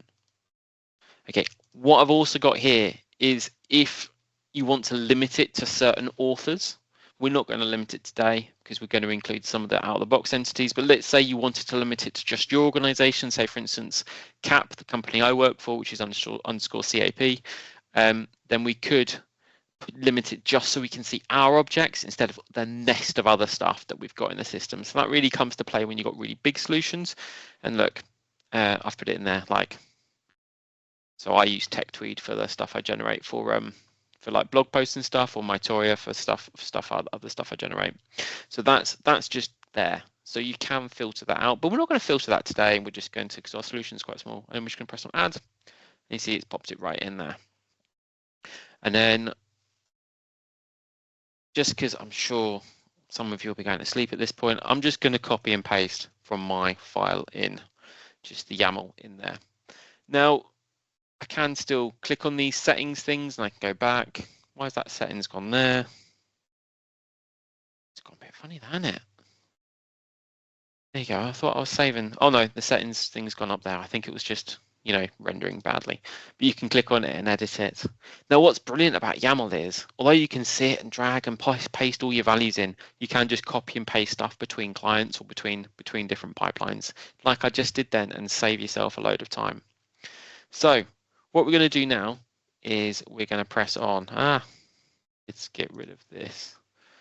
Click on add, and then it's just delete. What we can do is click on save and validate. I'm just going to press save. Now, those of you in the UK used to watch a program called Blue Peter. Very, very, very nice kids TV program. Go, here's one I did earlier. So I'm going to show you what happens when we press run. And we're all going to use a time machine because I found a flux capacitor down the back of my sofa earlier today. So we're going to use a time machine. I'm going to show you what happens. So we press on run. And then we get this job up here. Now watch this time machine take place. See how quick that happened? Now what it does is it's pulling the solution out. It's running it, unpacking it, and then posting the job back.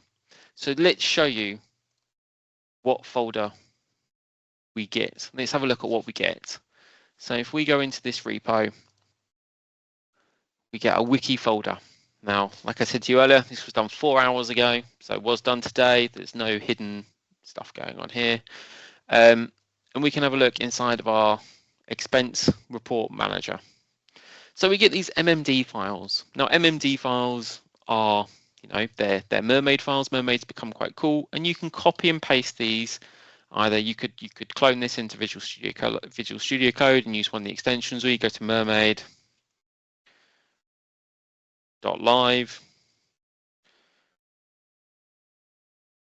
That wasn't mermaid. If I can learn to spell, there we go. And we can just paste it in. And it will give us a diagram. It should give us a diagram.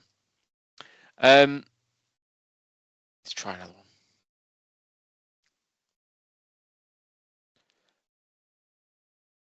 Come on. Why have I got a problem? Anyway. So you've got these mermaids MMD files, but also you can have a look at it from the diagram, the table relationships themselves. So if we click in here, we can click on preview. And look, they've rendered. See, I promise they work. They do work. There's nothing going on. I don't know why that mermaid thing happened there, but I want control of that. So, but yeah, it does happen. And you saw, look, there's the code. There's the pretty code. There's the preview. So it definitely worked. So these table relationships work based off what is currently in your solution. So if you imagine you've got a solution and you're building it maybe at the end of every week or at the end of every sprint, and you want to keep it up to date, you just plug this on the end of your pipeline and out churns up-to-date documentation. You can see, maybe as a non-technical or maybe you're an architect and you're just not as close to the code, you can see exactly what's being built. And you go, hang on a minute, what's going on here? What's this new table about? Why have we got this relationship structure here? That's going to cause us trouble. So you can have that oversight view of what's going on. The other thing is, you can filter out, so it just shows your relationships, the relationships you built. So you don't have to see these generic out of the box ones. But you can come down here and you can see, look, we've got a relationship between receipt and expense item. We've got a relationship between approval, expense report, and expense item. So it just lists out all our relationships here. And look, we've got a relationship between itself, a user to user relationship. So it's all listed. Now, as we come down, they get a bit more scary. System user is naturally going to be really scary for anyone that's ever looked at it, because the system user is connected 3 times to every single record on every single table, and that's only if you don't add any of your own. So that one could be pretty mad. And then we've got table relationships. We've got transaction currencies, which is obviously out of the box. And here's the big scary one. Now, bear in mind, this is a very simple solution that I asked Copilot in Plan Designer to build me like last night. So you can see why you'd want to filter out all of the out-of-the-box entities from this diagram. But I thought I'd show you just to demonstrate that it is possible. So this is what you get, and it's quite cool. And like I say, if you were feeling big and brave, you can come in here and you can go, actually, we want to remove all of the lines that say transaction currency. And if you edit that and delete that, in fact, should I find the other transaction currency ones? There we go. There's the other transaction currency. Commit. We go and preview. Go down and have a look at our big scary diagram. Regenerate the diagram for us. We can see transaction currency is no longer on there. So you can edit it. That didn't take me more than 2 seconds to do, did it? And your friendly GPT, whichever flavor you choose to use, can absolutely read and write Mermaid as well. So you can copy and paste it into there and go, look, remove all the owner stuff, remove all the system user stuff. I just want to highlight this stuff for me, and it will do that for you, and it will give you back a nice diagram. But hang on a minute. In the thing where you read about this particular talk, he said something about Word. Now, my clients, whilst I'm a semi, I'm a low coder, and I will venture into, let's say, Markdown, for instance. You may be like, but my clients won't go anywhere near Markdown. Like, what are you doing to me? Like, my clients will hang me from a lamppost outside, and we don't want any developer being harmed in the course of this. So, how are we going to deal with that? Well, I had the same question from my clients when I built this tool. I thought, wow, this is fantastic. I've built this, it's going to deliver it. And my clients went, yeah, but we ain't reading no Markdown document. Oh, okay, fine. So we're going to use a Word generator. So we're going to turn our Markdown into Word in our pipeline. All right, should we give that a go? So let's go back to our pipeline, which is here. So our live demo pipeline. And let me bring my notes back up, because, you know, what dev doesn't use notes? See, like notes. What dev doesn't use notes? So let me bring them back up. So the next thing we're going to do is we're going to add into here. We're going to add a make documentation ready for export thing, and that's just because we're writing notes. We're putting, we don't need this green stuff, but it's actually for us when we come and look at it in 3 months' time. Go, well, what did we think? Now, because I'm copying and pasting, because it's just easier. We're going to put a convert diagrams in. Now, this is because Word doesn't understand the two languages we use to create diagrams, which are Plant UML and Mermaid. If you give them to Microsoft Word, it goes, yeah, I just don't know what you're talking about. So we're going to use a task which I've created, which is basically going to cycle through all of the Markdown files that live in here, and it's going to spit them out into a new folder called Wiki Output. Oh, I need to add that. And we're going to spit them out to a new location called Wiki Output. Now that Wiki Output location is going to contain our Markdown files, but it's going to contain real images this time, not bits of code that resemble Mermaid. However, forgotten one thing. So let's scroll up to the top of my document. Let's go to the top here. We need some more variables. So the variable we're going to add is a wiki output location. And the location we're going to put stuff in today is going to be back into our build sources directory. We're going to stick it in a folder called wiki output. And just to be consistent with what else we're doing, because we might have more than one solution going on, we're going to stick it in solutions and then solution name. The other one we need is somewhere to put our Word documents, because we like to keep our stuff organized.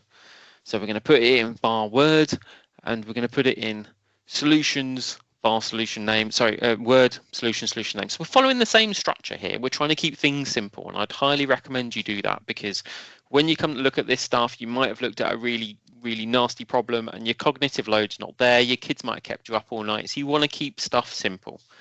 Let's not make life harder than is required. So we've got our converting Word documents, but now we need to, we've got our convert diagrams, but now we need to convert it to Word, because that's what our clients want to look at. So we're going to put this task in. Now this task, if I click on the settings thing, you'll see it's a task that's available. There's some information on it, and you see it's linked to my website where you get lots of more stuff on it. But we're putting the same things in. We've got where's our source for this. So this one, our source is coming from our wiki output, because remember we've converted all the diagrams that existed in these Markdown files, all those little pretty mermaid things we were looking at. And then we need an output location for our Word. We're not going to specify a template file today, but you can absolutely specify a template file. If you want me to do a video of where I do a template file, and there's a link at the end, give me a comment of how you're going to find this useful, and I'll make a YouTube video on how to get a Word document so you can get it into the branding of your clients. Because you'll never guess what happened when I built this Word generator. My clients went, yeah, that's awesome. It's not using our fonts though, is it? It's not using our headings. That's not the colors we like to use. They're not our logos. And I went, okay, cool. Right. I put a template function in. So if you write something on if you write something for me, I'll do a video of that, and I'll do it this weekend as well. So I'll do both videos this weekend if required. But so that's what we've got there. So now we've created this Markdown document. Let's give this one a run. Now, once again, none of you like watching paint dry. So I'm going to save, and I'm going to run. Save, validate. I might click run, because we might still be here by the time it's finished. It's not quick, because it takes a long time to go through everything, and I'm running on free licenses. So I'm going to show you what happens with our flux capacitor. So press on run. This was me earlier today. Watch the speed of this. Look at that. Now, you've never seen Azure pipelines move so quickly in your life, have you? Look, wow, look at that. Now, the converting diagram step is the step that takes the longest, because it's got to go and install. Because when you're running a pipeline, you're getting a fresh virtual machine every time, or certainly the way we're using the free ones. We're getting a fresh virtual machine, and we need to install all this programs and stuff to translate them. You see there, it took 4 minutes, 1 second. Now, none of us could stand it for 4 minutes, 1 second. I'd run out of things to say, and I know I like to talk. So we've got 4 minutes, 1 second to convert our mermaid diagrams into some pictures, in some images, and then we've got 2 minutes, 36 seconds to convert our Markdown documents that now have pictures into proper Word documents. Shall we see if Ian's talking a load of rubbish, or actually we can get a nice pretty Word document for our client knocked out? Let me go and find. So this is our wiki output directory. Coming to our solution, remember we've got the same structure as we had before. This is our expense report manager. We've got a folder called diagrams now. Look, contains pictures, more PNGs and more PNGs and more. That's a bad PNG. Oh, I know where that's come from. I know where that's come from. That's come from the flows that we're not talking about because that's still in preview. See, I did try and get that working earlier. So we've got more PNGs and more PNGs. So we've got lots of PNGs, and then we've got this. We've got all these Markdown files. Now these Markdown files, if I look at table relationships, you'll see they've all this has been replaced for us. It's all referencing the images now. So what does that look like when we go to Word? So let's go to our Word folder and let's, for instance, download our table relationships. Now you can't view this on DevOps because it's Word, but we can press on Open. And it's opening on the wrong screen, but I will. There we go. Come on.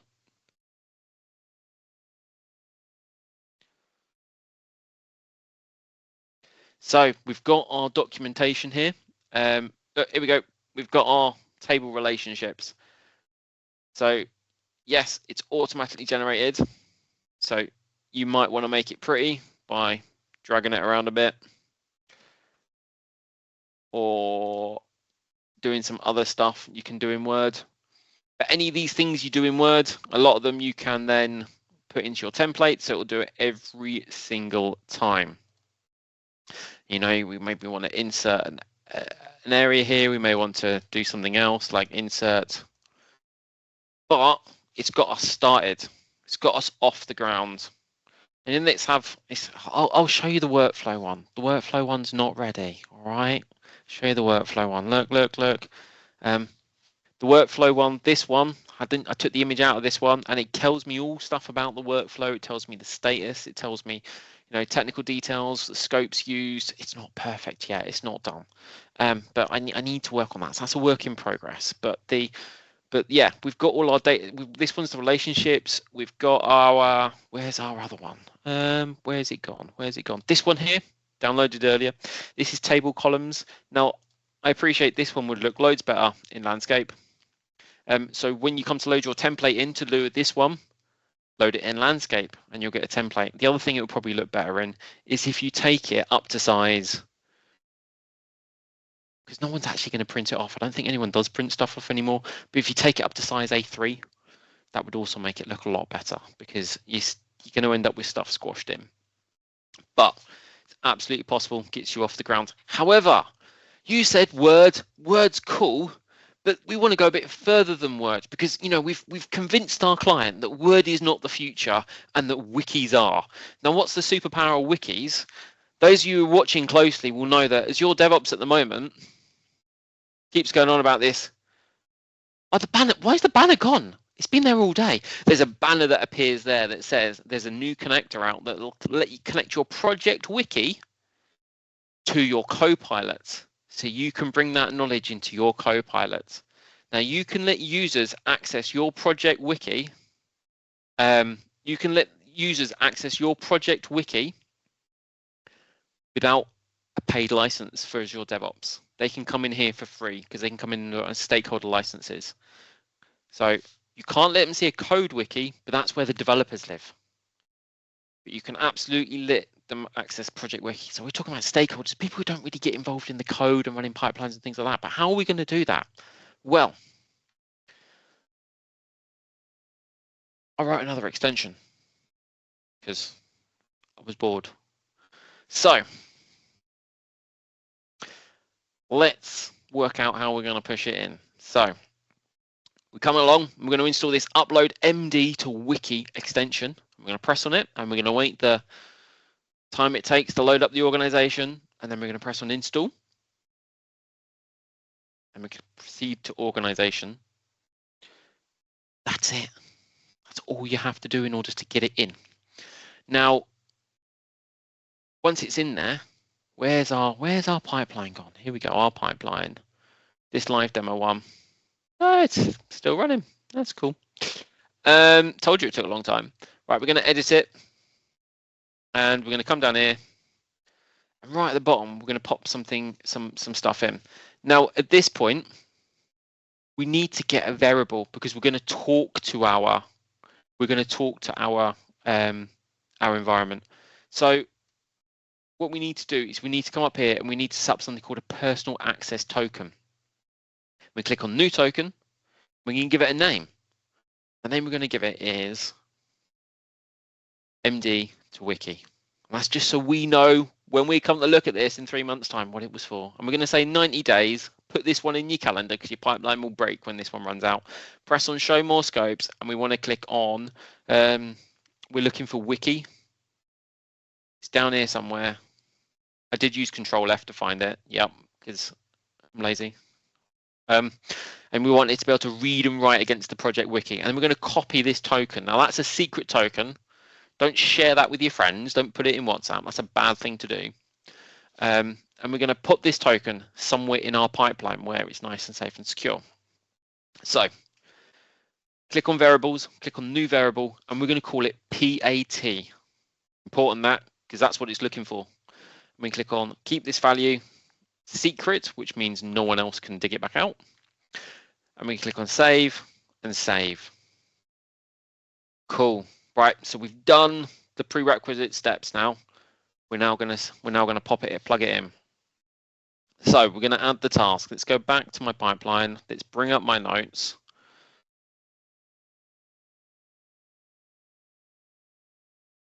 And tell you what I might do. I might add this as Markdown wiki. Oh, I wonder why that image is not loaded.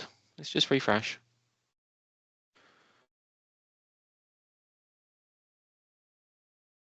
Don't know why that's not loaded. Okay. I'm going to put some space down here. Let me click on Markdown to Wiki.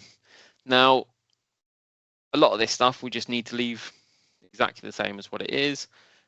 This just puts a message on top of our wiki to make sure people don't edit it directly, because otherwise next time your pipeline runs, it's just going to wipe out their changes and they get really upset by that for some reason. We're going to include a link to this page because that's quite handy, just for people to copy and paste. It's another thing I found that people wanted. And we're going to put this delete wiki pages for deleted Markdown files. So that means that if, for instance, we've deleted that table or that disappears from our source, it's going to delete it out of the target wiki as well. So it's going to save us a bit of a job. So we're just going to paste that in. We can put on add, make sure we've selected the right place. Line 132 because that's free space. Oh, I didn't put in a comment, did I? I'm just going to put a comment in. Naughty, naughty. Now, the other thing we need to do is we need to add the environment variable. And the environment variable we're going to add is we're going to add EMV. That's not put on the right line. EMV, system access token, PAT. So that's that thing we just added in. Right. Let's save and validate. Save. We're going to click on run. We'll let that sit there in the background because I found this flux capacitor particularly useful today. We're going to run it for ourselves.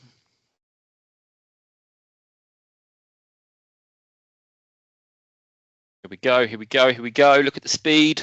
Look at that, we'll go.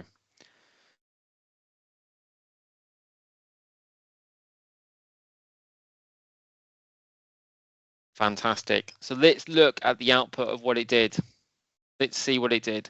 So didn't give us anything back in our repository this time, gave it us all back in our wiki. So if we click on this, uploaded from pipeline, Dataverse backup, because that's what we've called it. And we've got these files now. See, this is our little message at the top. See, look, it says 5 hours ago. See, I did do it today. I'm not trying to trick anyone. So this is our workflow documentation. These are our table relationships.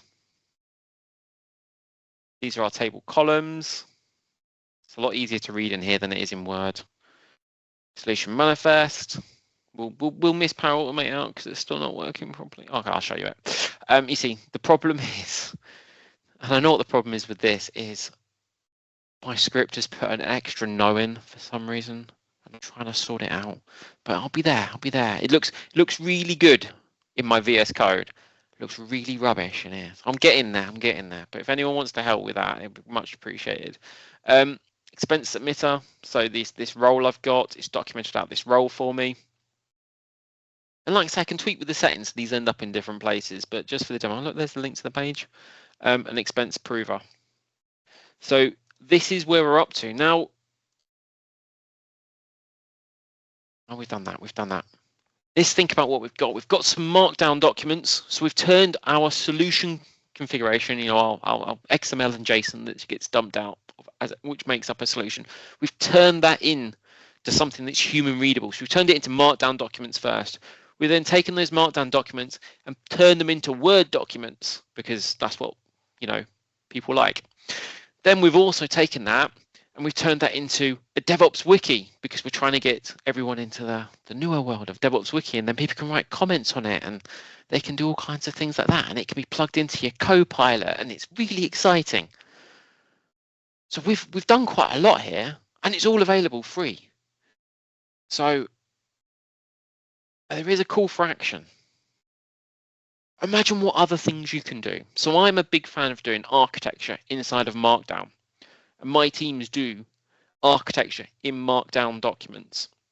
And they will do all their documents laid out in Markdown, and we'll work out of a Git repository. And that's really cool because then we can push it from there up to our DevOps wiki, so everyone can see what it is we've done. We can do a pull request, which may be a step too far for some people, but we can do a pull request, so I can actually look at the difference. This is what we had last week, this is what they've done this week. What are my designers saying should be in there, shouldn't be in there? Am I happy with it? Am I not happy with it?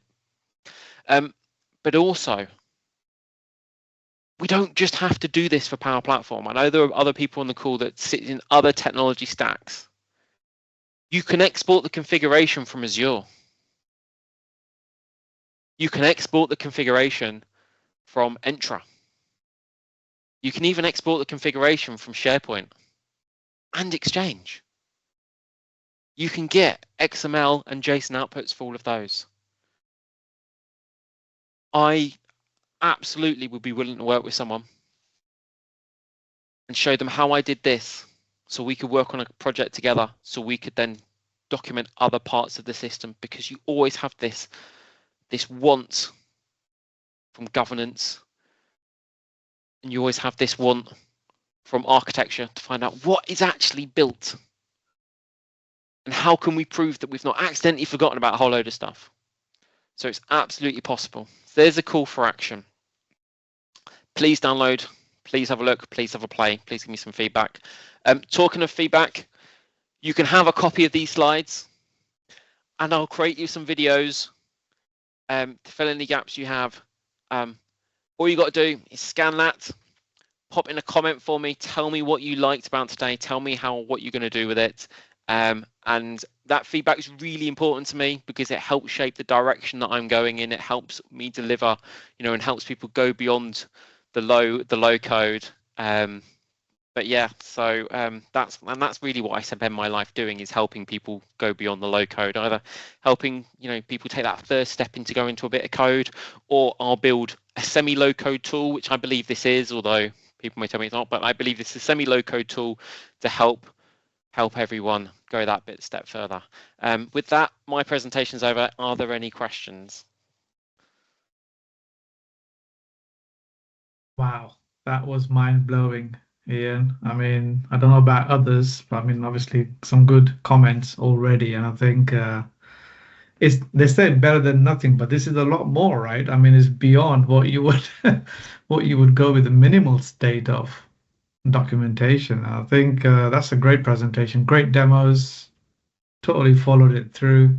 Yes, it's a lot to pack in this time frame, but I think the good thing is people can at least follow it through, which is great. So thank you very much for presenting this great topic. And like you say, it touches not just Power Platform, but possibly the other workloads as well. And so that's something that's reusable, which is obviously a great value, isn't it, with all the technical solutions that we tend to produce. So thank you very much for that. I had a question just while folks think about if they have any other questions. Have you come across Microsoft 365? So this is not directly related to Power Platform, but the Microsoft 365 DSC, or the desired state configuration. So that's also an open source tool. In fact, the website address is Microsoft365DSC.com. And that's obviously using PowerShell modules of its own proprietary modules, as well as relying on the M365. And that produces quite a lot of documentation in form of Excel spreadsheet or CSV, right? Which details all the configuration steps. Have you thought about maybe just having a look at that, perhaps, to see if your solution potentially can sort of compare with what they have on offer as well? I mean, I think they're two different things, by the way, for sure. It will not produce what you've got here, but just wondered if there's some leeway to that. No, I haven't heard of it, but it sounds like it. So you say it produces CSV files, and I'm assuming other types of documents that are essentially it's mainly, I think, text code. Yeah, there's 3 or 4 types. The Excel spreadsheet, XLSX or CSV, they tend to be the most common outputs. And of course, you can choose which workloads you want to output, whether it's security and compliance, or Exchange. They even have Power Platform in there as well, although that needs a more additional PowerShell modules to be working with. But it's just something I just kind of thought about that. I think whilst you were going through that. It's definitely something you could include in a pipeline, because if you can get something in plain text, something that's like you say CSV or text-based, or anything that's Word or Excel is slightly harder to get at, but anything that's kind of plain text, a JSON, XML, CSV, it's something you can get at. You can absolutely transcode it from that format into Markdown. And once you get it into Markdown, as we all know, AI loves Markdown, and then you can go from Markdown back into Word, and you can go from Markdown into an Azure DevOps wiki, which of course opens up lots of doors. So yeah, I'd be really excited to see that actually, and to see if I could execute it successfully in a pipeline, in an ADO pipeline. Bring in the objects that are required, make the connections that are required in a safe way. Because if you can make those connections required, you could run that weekly. You can say, what's my configuration of my Office 365 environment this week? And then you can go, well, what's the difference from this week to last week? Because Markdown allows you to look at that difference. You can say, hey, you can see, oh, look, last week and this week, oh, look, we've got an extra line here. Who changed that? Who signed that off? Did that actually happen? In fairness, that tool not only produces the if you like, the snapshot of your tenant, but it can also keep in sync. So if you got multiple tenants, then it can sort of synchronize those tenants. That's a lot more complicated, but I'll send you a link. That'd be awesome. I'm pretty sure that's what it is. Microsoft365DSC.com. But yeah, no, it's good. Great session. Any questions from anybody else, or anything that you liked? Maybe put that in the comments too. Otherwise, definitely insightful session coming from Reshmi, which is great. And documentation is the least favorite task for a developer. I think that's for anybody. So definitely a tool will help. And you're going to have Alex going to try that out as well. So awesome. Look, I won't keep all of you long. I know we're almost out of time. But as Ian mentioned, definitely let him have the feedback. And thanks for what you do in the community, Ian. Personally, thank you, and I'm happy to support you where I can. But yeah, like you mentioned earlier, I think you're going to be planning the East of England or summit. So yeah, give me a shout if you need any help, or happy to volunteer for that as well. So. But yeah, wish you all the best. But I also want to make sure the feedback, as well as Ian's feedback, but any of the feedback from the sessions today. I hope everyone's had a great time. You've taken away something. Good sessions on the extending of Copilot from Shadrack. Then recall feature in Windows 11 from Dan. Good deep dive in there as well. And then of course from Ian on the Power Platform. Documentation using the pipelines and the DevOps. So something different, but that's the idea, really. We don't just zoom in on one tech. So I hope you got a lot out of it, and links in the chat, where the slides and the recording will be made available in few days. So look out for that, please, and then of course subscribe to meetup.com/M365UK for the next upcoming event. That's in the planning, of course. So as soon as I get the confirmation, that will be up as well. So we'll see you in 2026 because this is the last user group of 2025. And thank you for being with us and all the support as well. So community rocks, as they say. And stay safe, take care, and all the best. Thank you all.